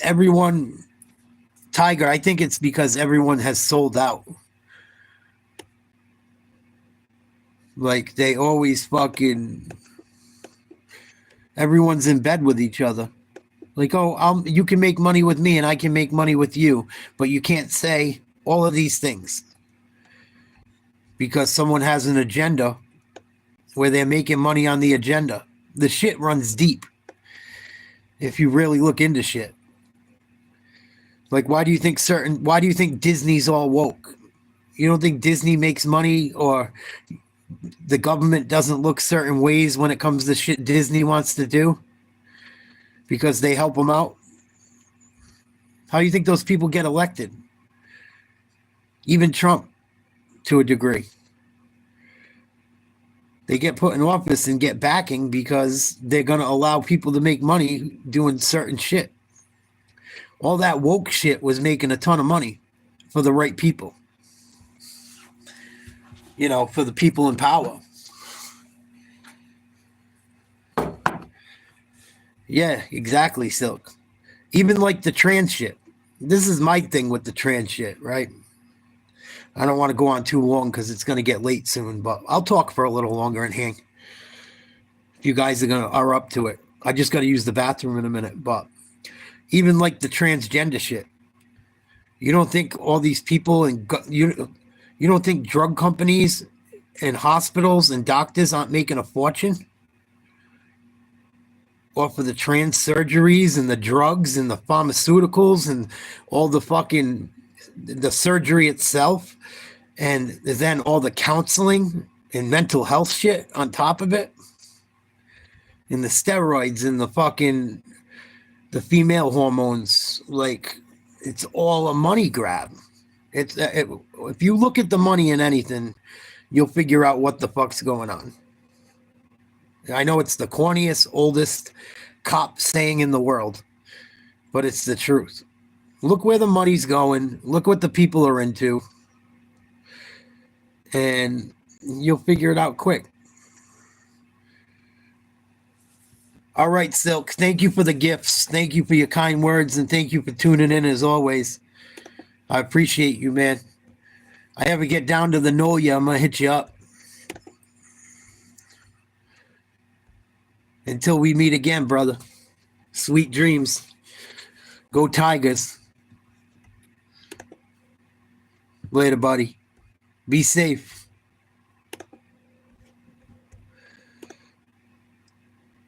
But you follow money, man. You figure out and then see how people act, who they hang out with. It's not hard. It's not hard to do. If you got the time and money to fucking run around doing it, you can figure it out. Without a question.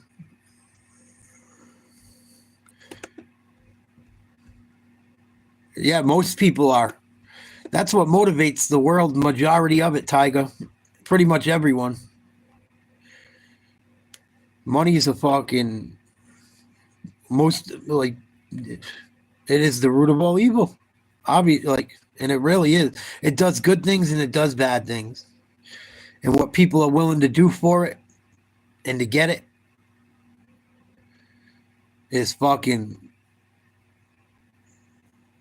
depressing. People sell them souls. People hurt each other. People hurt children. People hurt their fucking husbands, wives, kids, fucking, every way possible. People think money will fix everything too. And if money can fix a lot, but it can't fix everything. Can't fix everything. You could have more money in the world. You can't buy health. Only to a certain degree. You could have money, all the money in the world. It ain't going to bring someone back that you love that died. You know, say you lost a child. You could be rich as you want. You ain't getting your baby back. You know? It is fucking sad.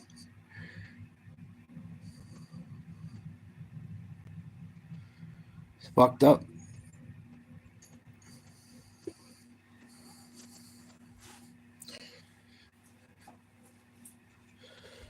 Yeah, 9/11's fucked up. I don't like talking about 9/11 too much because too many people got hurt in it. I don't know exactly what happened. I have my opinions on it. And I don't want to hurt people with my opinions on that one. Because I have strong opinions on it, but I know my opinion will hurt people that I don't want to hurt. They've been through enough. They've been through enough. But I don't think it was some fucking accident. And that's all I'll say about that. I don't think it was what was sold to the American people. Whatsoever. But I'm not going to give all my reasons as to why and hurt people and upset people. Let people... I guess you got to let what they say happened on that one. At least I choose to. Because it's not going to change anything. It's not. They won't allow it to.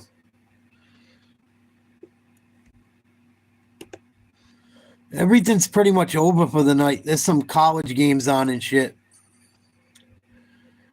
We got Golden State, I think, just came on.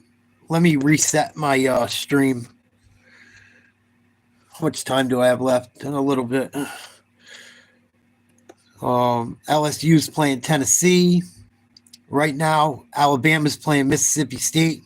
Those are two ranked teams going against each other. And NBA's got a couple games on. Warriors versus Hornets, Lakers versus Mavericks.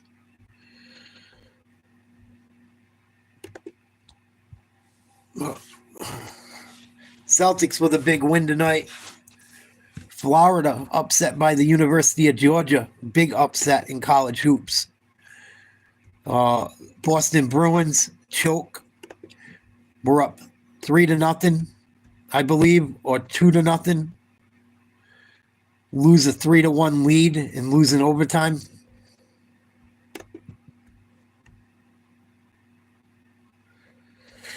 Yeah, that's kind of what I think. And I saw it in person, and I saw different things in person. I saw how it was reported. And the shit that was on the news that day was different than what they said happened after. About certain buildings and the Pentagon as well. And everyone's seen the video before the day before and how much money was missing.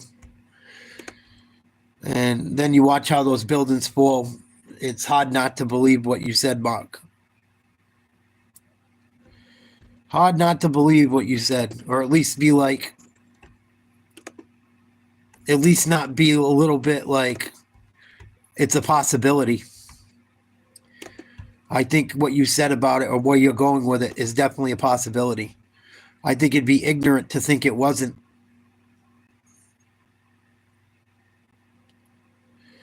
I'll be right back. I'm going to go use the restroom. If you guys want to hang and shoot the shit for a few, I'll put on the LSU Tennessee live stream quick while I'm going.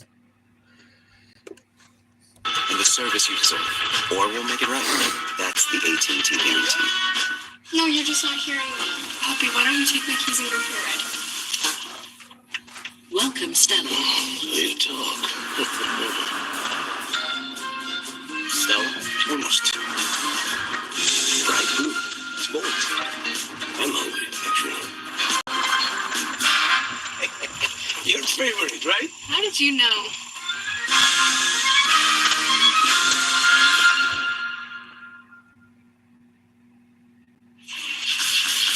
Charles Lanier has evolved as a scorer this season under Rick Barnes' tutelage. Not just a three-point shooter. Yes, we've seen his quick release, but the shot fake has been deadly, getting him to his mid-range. In the past couple of games, Tom, he's also been able to get to the rack. We saw it against A&M. We've seen him drive it as teams sit, waiting for that jumper, going all the way to the rack. That's exactly why he's got to continue to work hard to get the ball, because he's not just a threat from three. He's off the bounce, and teams now have to respect the fact that he gets to the rim. Even though it's in that order, threes, mid-range, at the rim as his preference, he can do them all. And right now, he's doing a pretty good glass there. Not bad for a guy who was only recruited by Campbell in North Florida, coming out of Ensworth in Nashville. And against A&M on Saturday, he became the first since Buddy Hield in 2016 against a top 10 team on the road to go for 30 points, make 8 threes, and have 5 rebounds. Hield did it in an overtime win against Kansas. And Lanier, who, by the way, wasn't shooting the ball efficiently going into the game, was just 2 for his previous 12. Took advantage of the sacking A&M defense in the first half. And rarely do you hear Texas A&M coach Buzz Williams say they had to address their defense to a certain player because they take your strength away. But that's exactly what they had to do. And I'm not sure Zakai Ziegler has the dominant second half he has without all the attention on Lanier. So they're really complimenting each other in the backcourt. Phillips with his first personal. And Ziegler with the steal. Out front to Phillips. Oh, he blew the hammer. Ilicic is there to pick him up. That was going to be the easiest bucket of Cade Phillips' career, and he went for the highlight.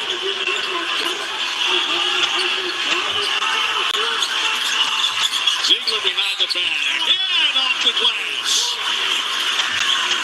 I mean, isn't that just so Zakai Ziegler? He makes a steal, and when his teammate makes a mistake, it's like, don't worry, man. I've got your back. I always do, and I'm going to turn your missed dunk into an and one opportunity. And here's why he's so good. Just denial, never takes a play off, kicks it ahead, and Phillips. Sometimes those things happen. But I'll tell you what, if you're going to miss a dunk, the last thing you want to have happen is your team be in a close game and you're like, man, I really feel bad about that dunk. But when your teammate gets 3 points on that same possession, you don't feel so bad. It's the largest lead of the game for Tennessee, now up 11. That's why I always just make it in. You know? Is that why? Yeah. I don't know who did it, but I would say the powers that be. Whoever the most powerful people in the world are, whether we know them or not. I would say them. It would have to be a bunch of people in on it.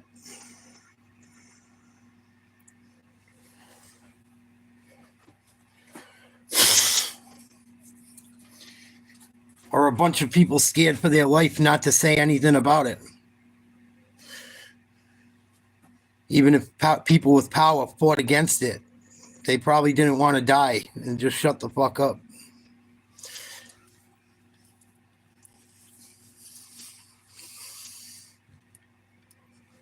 Tennessee up by 8. 3:50 to go, second half.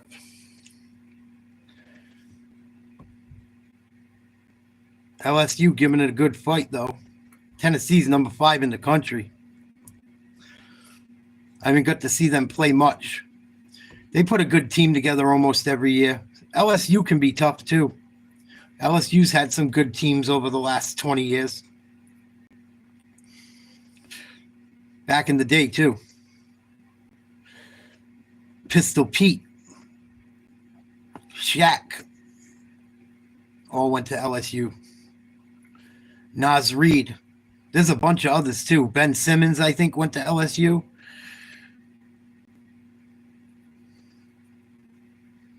You need a radio.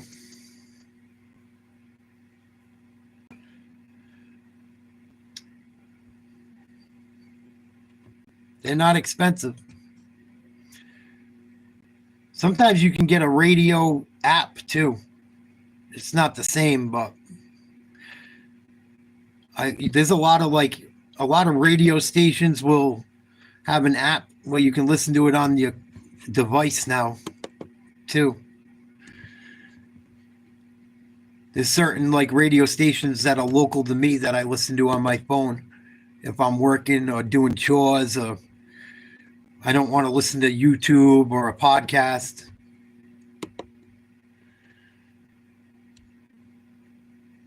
Yeah, if you go on your phone, right? And you go on the internet on your phone, go to your favorite radio station or different radio stations you like. And see if they have a link, or you can listen to it like that too. See if they have an app. Go right to their if you go right to their webpage, sometimes you could do it too. Billy Squire. Stroke man.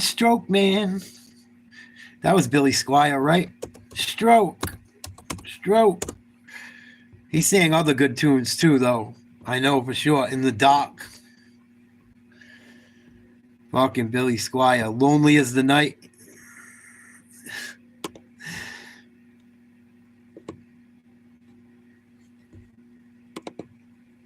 Fucking Billy Squire.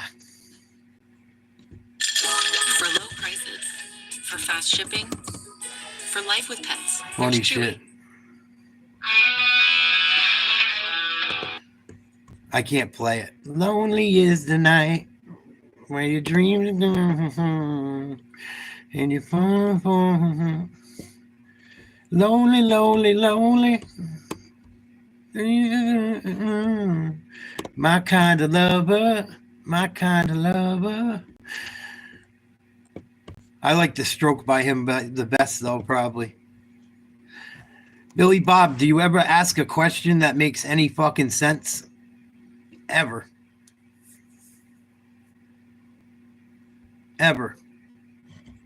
Just once. Could you ask a question that makes fucking sense? Matter of fact, I had enough of Billy Bob. Bye, Billy Bob. I've had enough of that fucking idiot. He'll come back under a different name because I've seen the thumbnail before. But you can go make a new one at least. I've had enough of that fucking idiot. Always asking some dumb shit. They put a comment on one of my videos recently. Is this a boy or girl channel? What do you mean? It's a YouTube channel. It's for guys or girls. What are you talking about? Whoever wants to listen to it.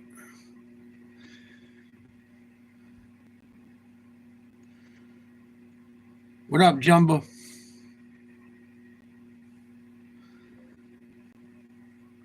Oh, shit.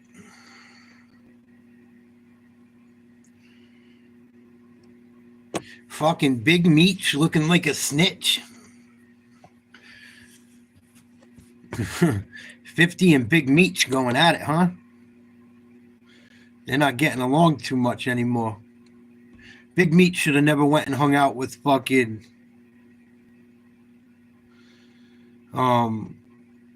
Big Meech should have never went and hung out with fucking Rick Ross. He should have known better. That was going to cause problems. I don't know why he did that.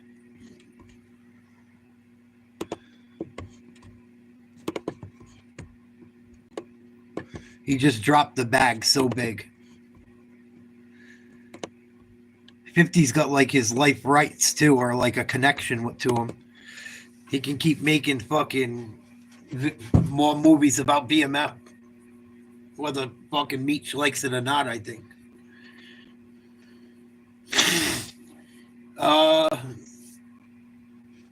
It was cool. I wish they beat him in the championship. But what are you going to do? Beating them in Canada after they booed our national anthem was awesome. And watching the Kachuk brothers beat the fuck out of them. The United States also didn't have a few of their best players down the stretch of that game.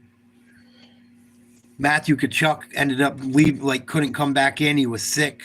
He had the flu and couldn't play anymore. Krita got hurt at the end of the game. McAvoy got hurt a couple games before and was out for the tournament.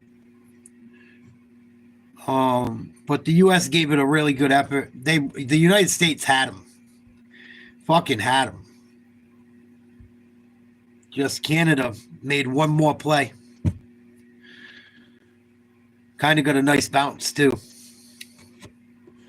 Well, I think it's good. I think the United States gave them a real run for their money. And I think if the U.S. wasn't injured at the end of that game, it probably would have went differently. The whole game might have went differently, actually, not having McAvoy.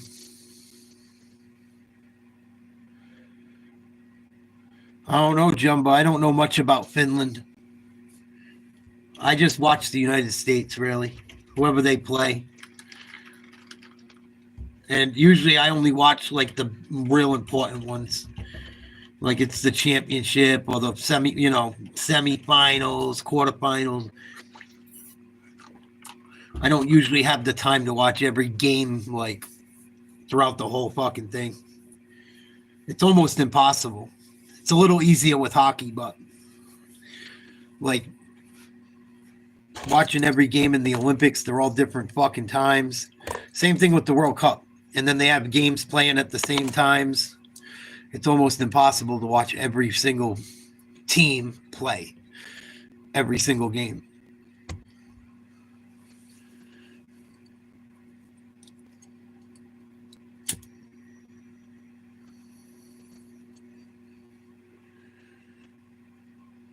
Yeah, I really only pay attention to USA, Canada. I'd be lying if I told you otherwise. Tennessee only up by 5, 10:50 to go. Oh.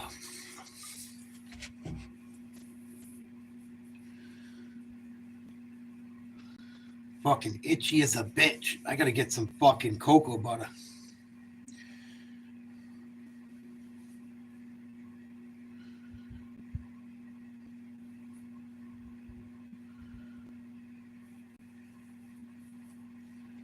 (45-38) Tennessee. Oh boy. Turnover.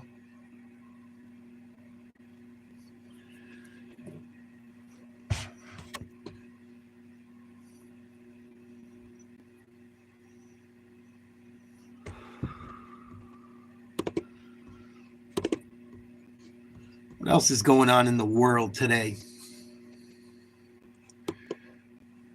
Feels so much later. Holy shit. I thought it was like midnight.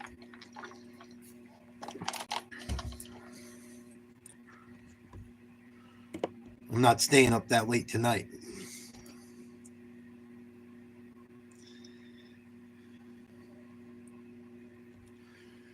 Fucking nothing happened today in the world, huh? Don't look like much. That's a good thing sometimes, too.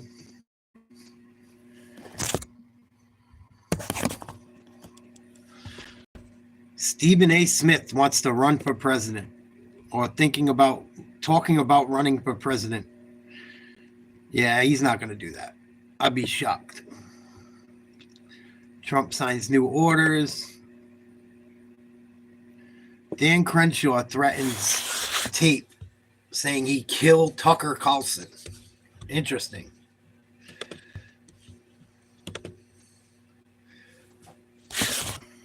Might have to check that out tomorrow.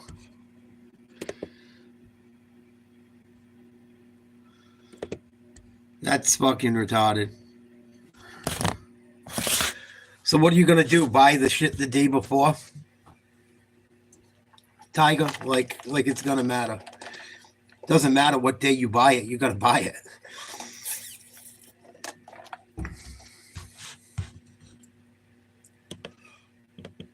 Not spend no one's going to spend a single dollar that day and destroy America. It's impossible. People with businesses have to spend money, whether they like it or not. Oh, yeah. Nah, don't even. It's just stupidity to think that America's not going to make any money if they don't buy something. Is a fucking retarded. People don't even have to. We have holidays where people barely work and still money's flying everywhere. It's impossible. It's stupid to even think that shit could occur. The economy don't really stop for anyone unless there's nothing to buy. Until there's a day that you can't buy something or buy or sell something, for an entire fucking day, money doesn't change hands, is impossible. The fact they think they have power like that is fucking narcissism at its finest. Complete stupidity. You don't even got to go waste your own money buying extra shit. Don't fuck yourself over because of it. Uh-oh. More shit coming out on Fauci.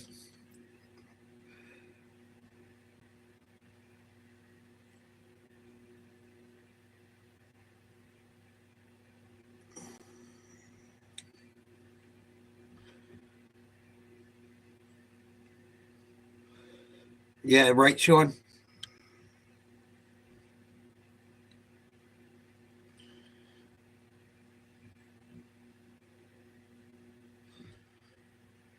Not much happened today. Good. Good. Good.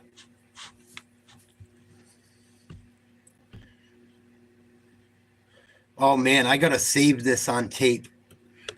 I got to look for this. I have this movie on tape. I got to get a VCR again.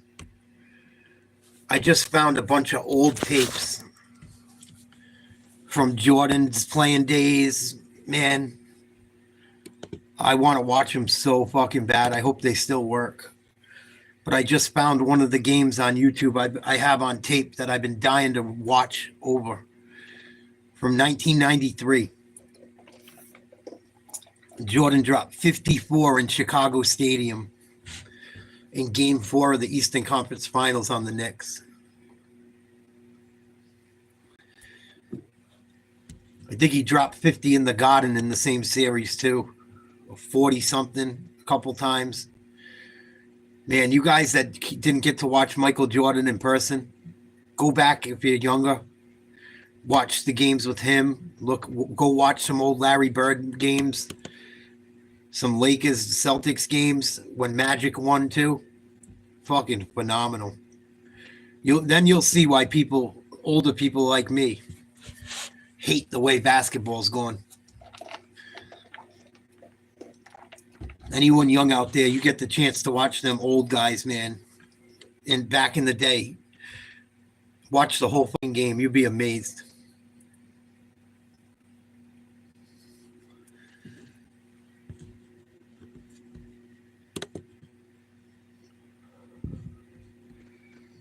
Celtics with another W. Kathleen Kennedy to quit Disney. Wow.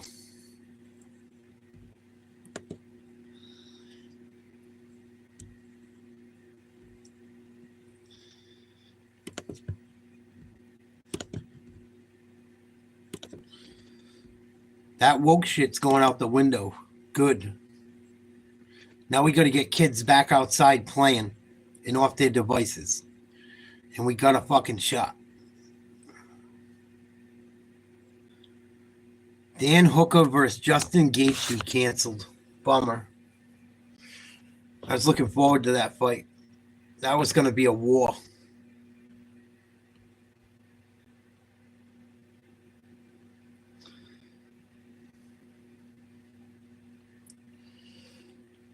Joy Reid has an epic meltdown.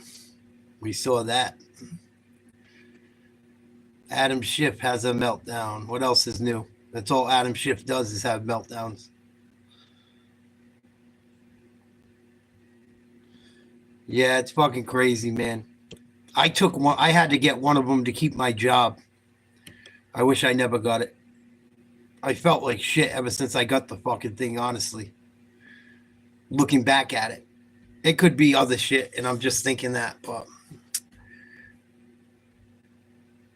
I begged my girl, please, I don't want to get it.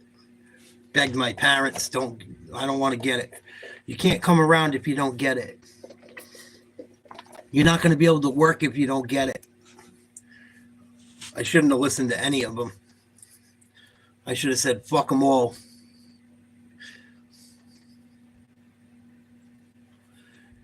And fucked the job and walked away from it all. None of it worked out in the long run anyway.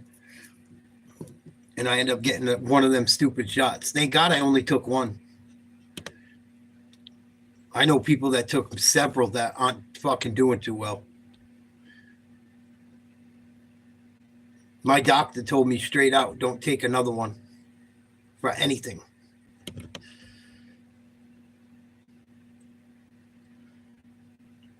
Straight up.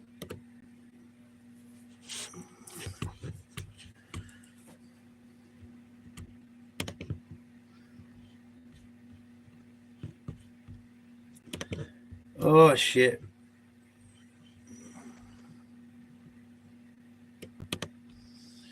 It's so weird. The shit we have talked about tonight, I have videos coming up on my YouTube screen. Fucking AI knows what you're talking about.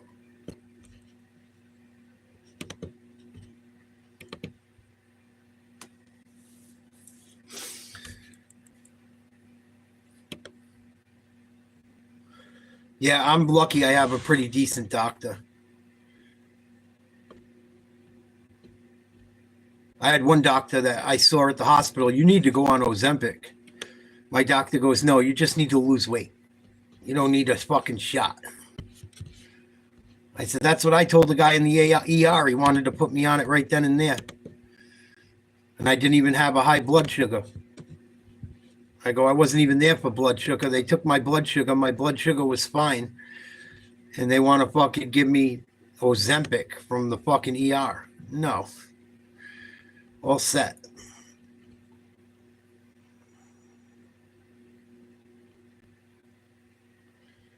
Wait till you see what comes out about that shit someday. All these new drugs they think fucking are gonna fix everything. Oh, that we've done trials for 5 years. Yeah, have you done trials for 10 years, 20 years, 30 years? See what's gonna come down the line?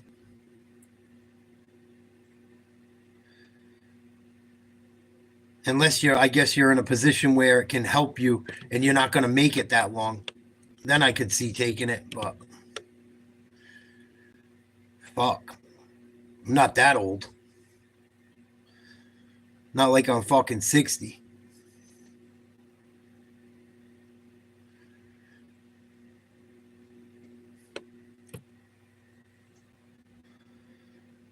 Well, I think I'm going to call it a night, guys. Unless you guys want to talk about anything else.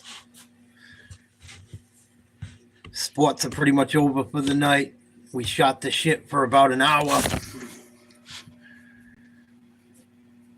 Tennessee up by 11 on LSU. 5 minutes to go. I'll hang until the end of this game. Unless they go up 20. See if the LSU can cut into this lead. Do some research from our brackets.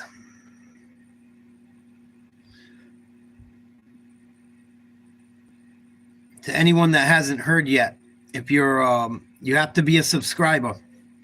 I'm going to do a sports card giveaway for March Madness.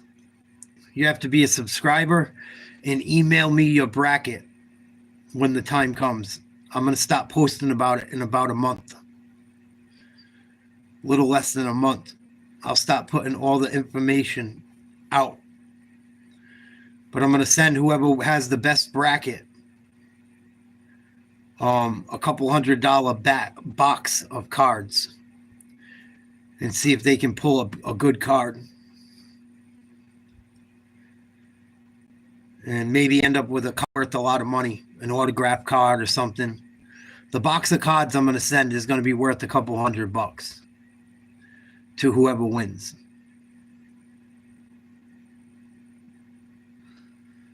With the potential of landing something big. So subscribe and get ready. All you got to do is take a picture of your bracket and send it to my email when the time comes. And you could end up with a rare piece of sports memorabilia that could be worth some money. I can't guarantee it's going to be a big autograph, but the box of cards I think I'm going to send out to the winner, I know has at least one autograph in it. So it could be anyone. I don't know who, but there's at least one card guaranteed in it to be an autograph. You could get lucky. You could get a one-on-one autograph of a fucking rookie Victor Wembanyama that's selling for fucking 30 grand. You could get a scrub. I don't know who you're going to get, but it's a free giveaway. All you got to do is fill out a bracket for the college basketball tournament when it starts. And the person with the most wins will win that box.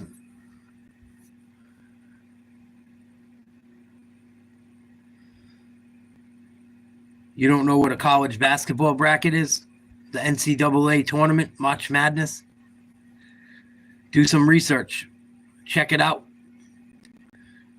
They have like websites where you can enter for free and win millions of dollars if you get it right. I do one every year. It's like a free shot at the lottery.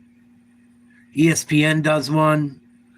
A lot of places do them where you can win money. You never know. You never freaking know. Tennessee up 14. Come on, LSU. Help Silk. Help Silk make some dough. Oh, missed the three. Nice rebound. Offensive foul. Son of a bitch. I think Silk took LSU getting 10.5. He needs LSU to lose by less than 10 points.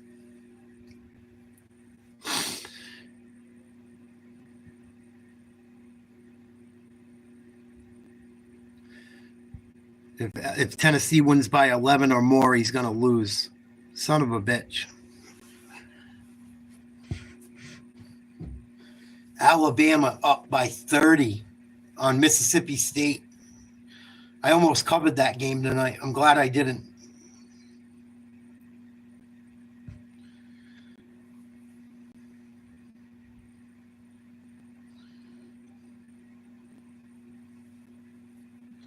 Glad I didn't cover that game tonight. Youngblood, 24 points. Sears almost got a triple-double. Missouri beating the shit out of South Carolina, too. Missouri's starting to look really good. I watched Missouri play the other night.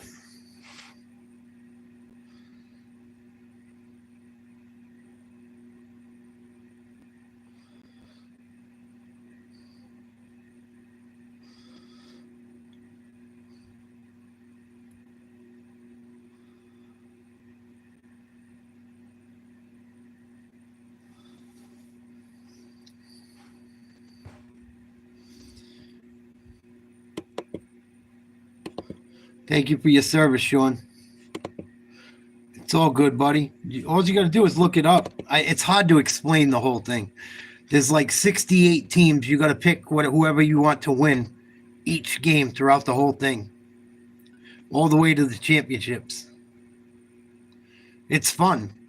It's actually fun. I think it's fun.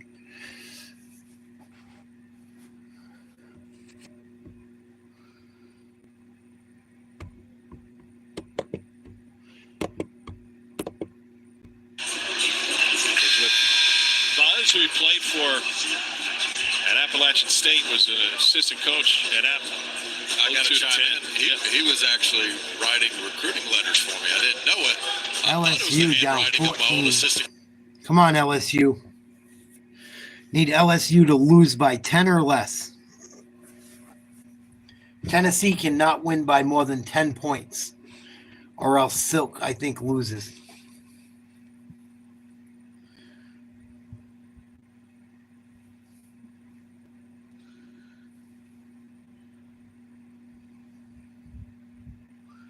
Wow, the Grizzlies beat the Suns in overtime, 151 to 148.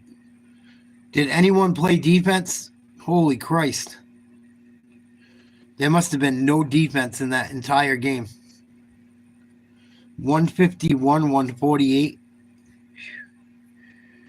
It's almost 300 points.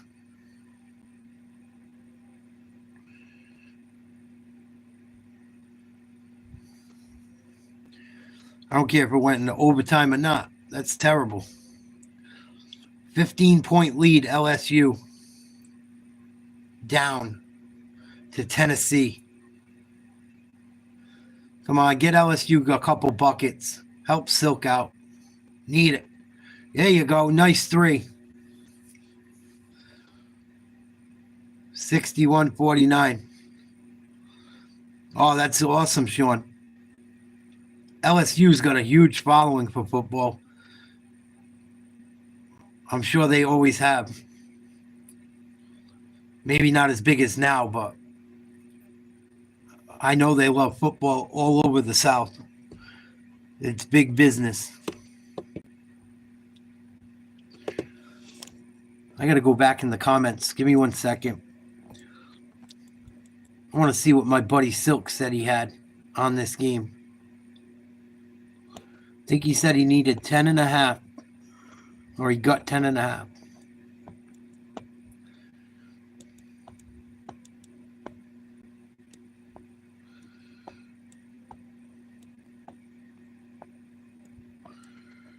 He's got a shot at covering.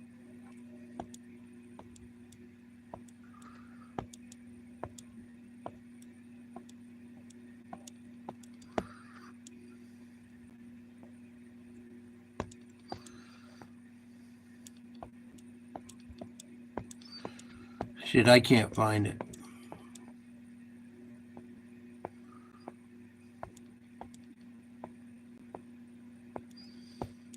The fuck is that? I have LSU covering the spread 10.5. All right. Need LSU to fucking score a few more hoops and get a few spots.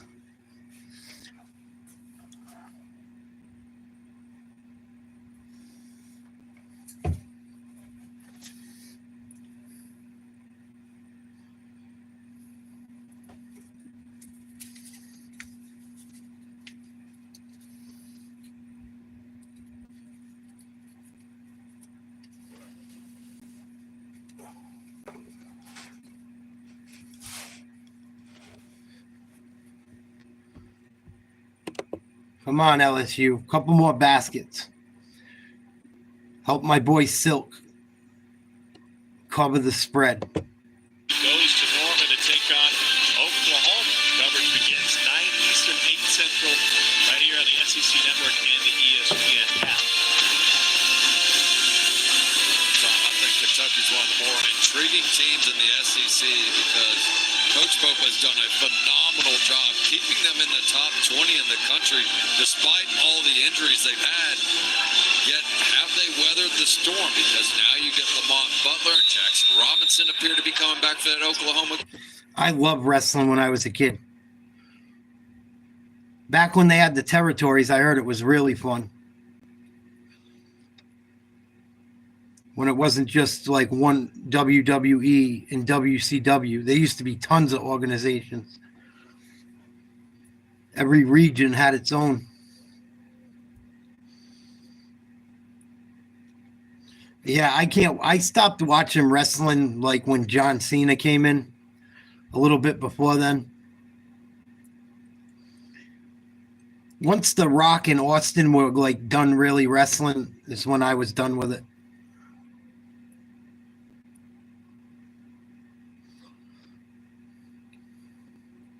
Back in the day, it was a lot of fun. These new guys don't do the same shit. They're not going to do what they used to do back in the day. They do all this corny news type shit. They got people from fucking... They got the Jake Paul brothers on it and shit or whatever. One of them's a wrestler now. Not even into the business. Like, it's just... These people don't even got to pay their dues to get involved with it. I think it sucks.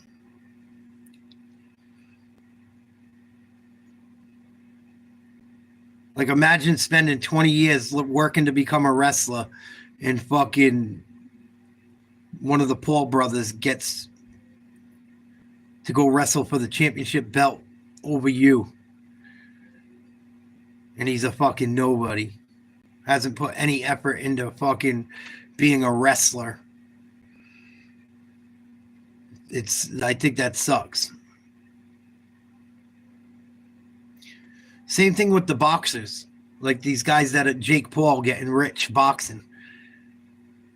Jake Paul just gets to fight good like MMA guys, and I think Jake Paul's, I don't think he's horrible at boxing, but like he never paid any dues. He gets to train a little bit and doesn't have to fight. He gets to fight all these people that are famous right away. I don't think any Jake Paul fight was not rigged. I think every fight he's been in has been rigged. And all them guys allowed him to knock him out. I really do. I think they got paid so much money they didn't give a fuck.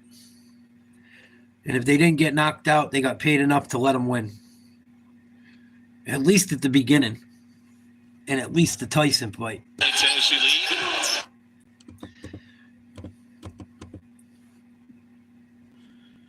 Come on. 10-point lead, LSU. I mean, Tennessee. Come on, LSU. Need a stop and a bucket. McMahon wanted a trap. They solve it. Get it to Meshack. How good Tennessee is. Late clock. 5.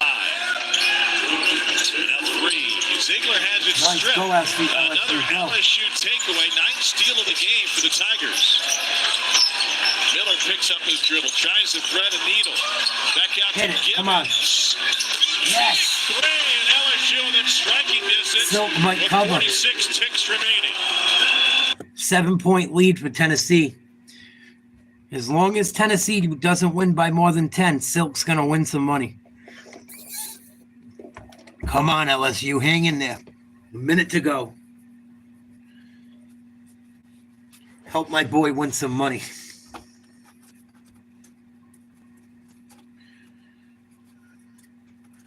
Yeah, I mean, right, you kind of got to... I don't see how they weren't Tiger. For him just to go in there and do, like... Just the fact he gets to go over these people that have worked their whole life at the shit. That's my problem with it. People devote their entire lives to it. Work a job, a shitty job, and go and train after working that shitty job, chasing a dream.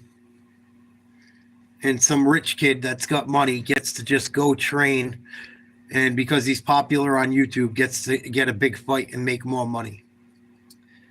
It's just life's not fair, unfortunately. It's so not fair. It's fucked up. LSU's gonna foul.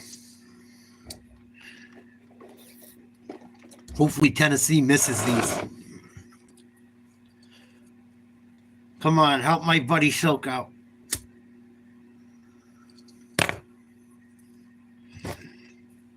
Silk must be fucking laying in bed if he hasn't fallen asleep yet, like motherfucker.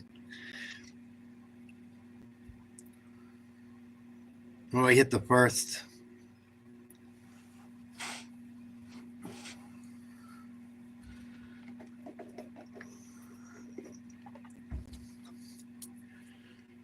Missed the second. Sweet. Come on, LSU. You need a hoop. Need a bucket. Need a bucket.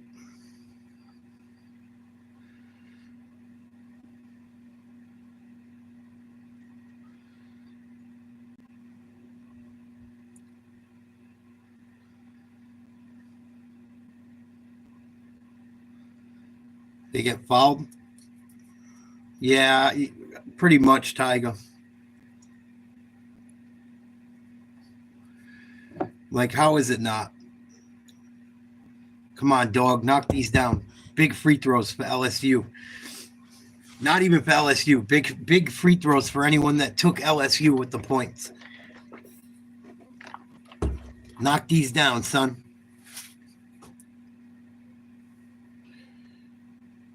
Yes. Silk's going to be souped if they hang in there. 23 seconds to go. Missed the second. LSU with the board. Oh, knocked it down. Knock it down. Oh, it didn't go. Another rebound. It's all right. Tennessee can't get a shot off. Looks like LSU got fouled, too.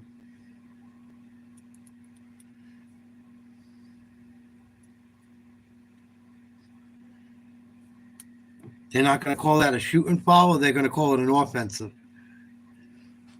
Oh, Silk must be fucking. If he's still awake, dude, he's about to be bugging. They're going to call it an offensive foul, right? Did he take a shot to the jaw?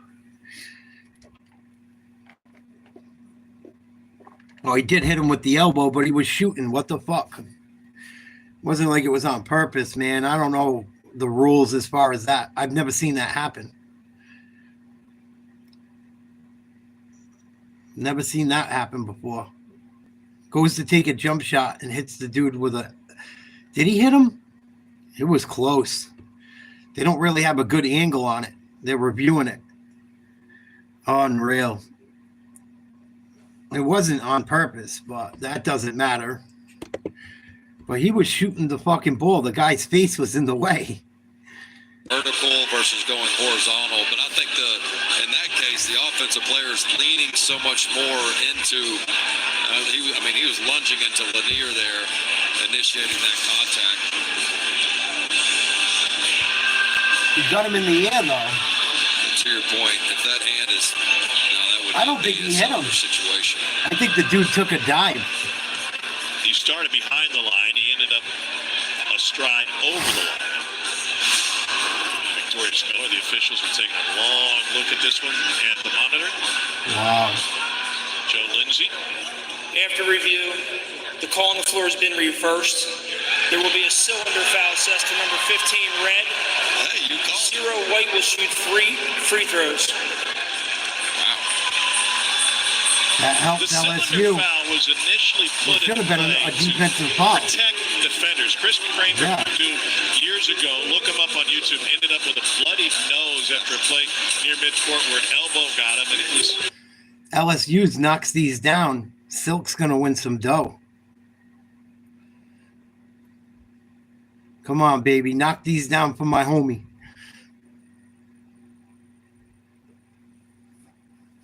I hope he cleaned house too. I hope he puts some money on it. Hope he wins at least $100. 73% free throw shooter. Come on, kid. It's the first.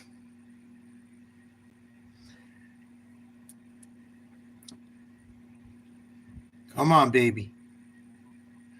It's the second. Looking good for Silk. One more would be huge. Tennessee could still blow this.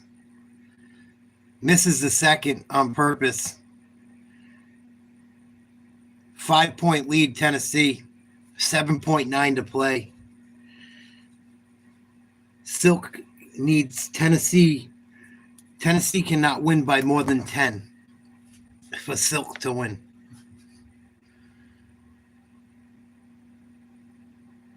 $64.59. I think this is they're in the. They're shooting too.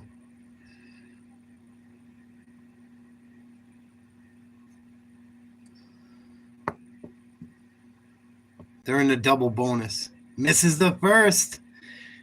Damn, Silk's gonna snake some money. LSU almost blew it on them.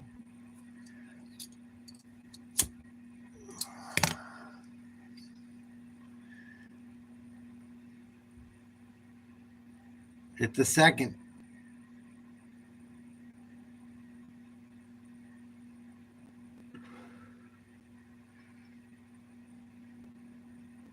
Missed the three. The game's over. Silk money.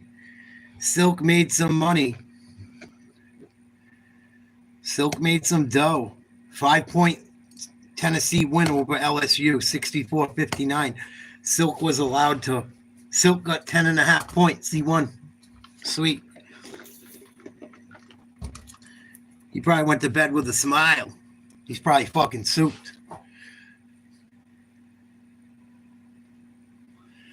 Wow. There was a kid last night that won 2 bets during the game last night, too. Bet the over and under down the stretch and won them both. Finished in between. Very hard to do. Got super lucky. That was in the Texas Tech Houston game.